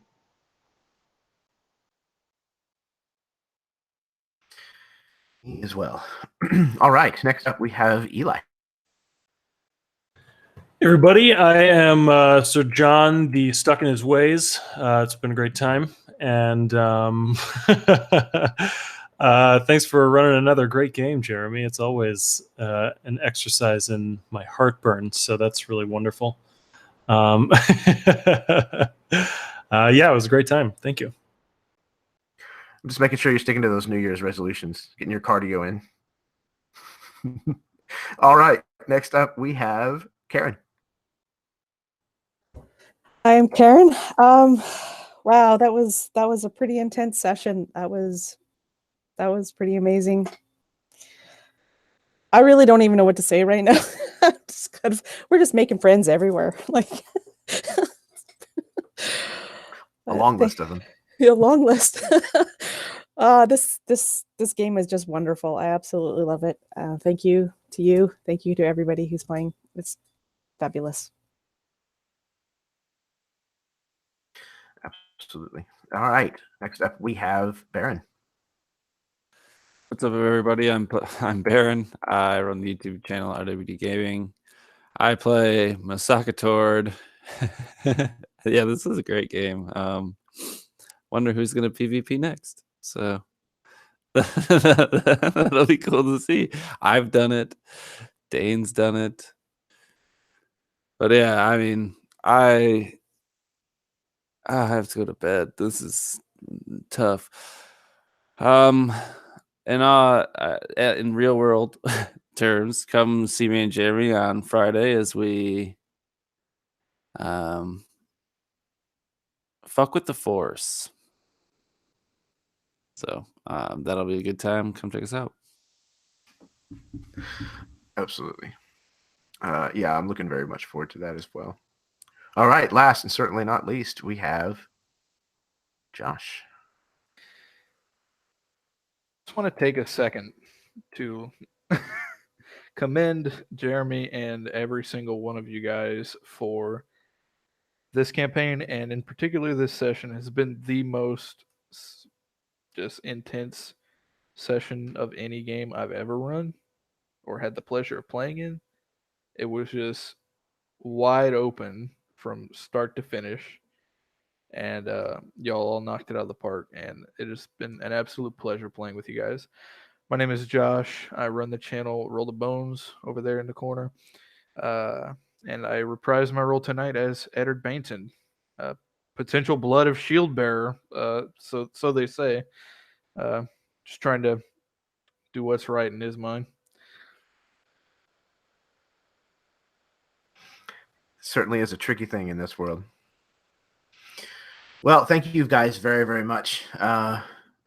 Every single one of these sessions so far, you guys have given me so much to work with, and nonstop surprises and things that I hadn't anticipated or couldn't have anticipated in any way.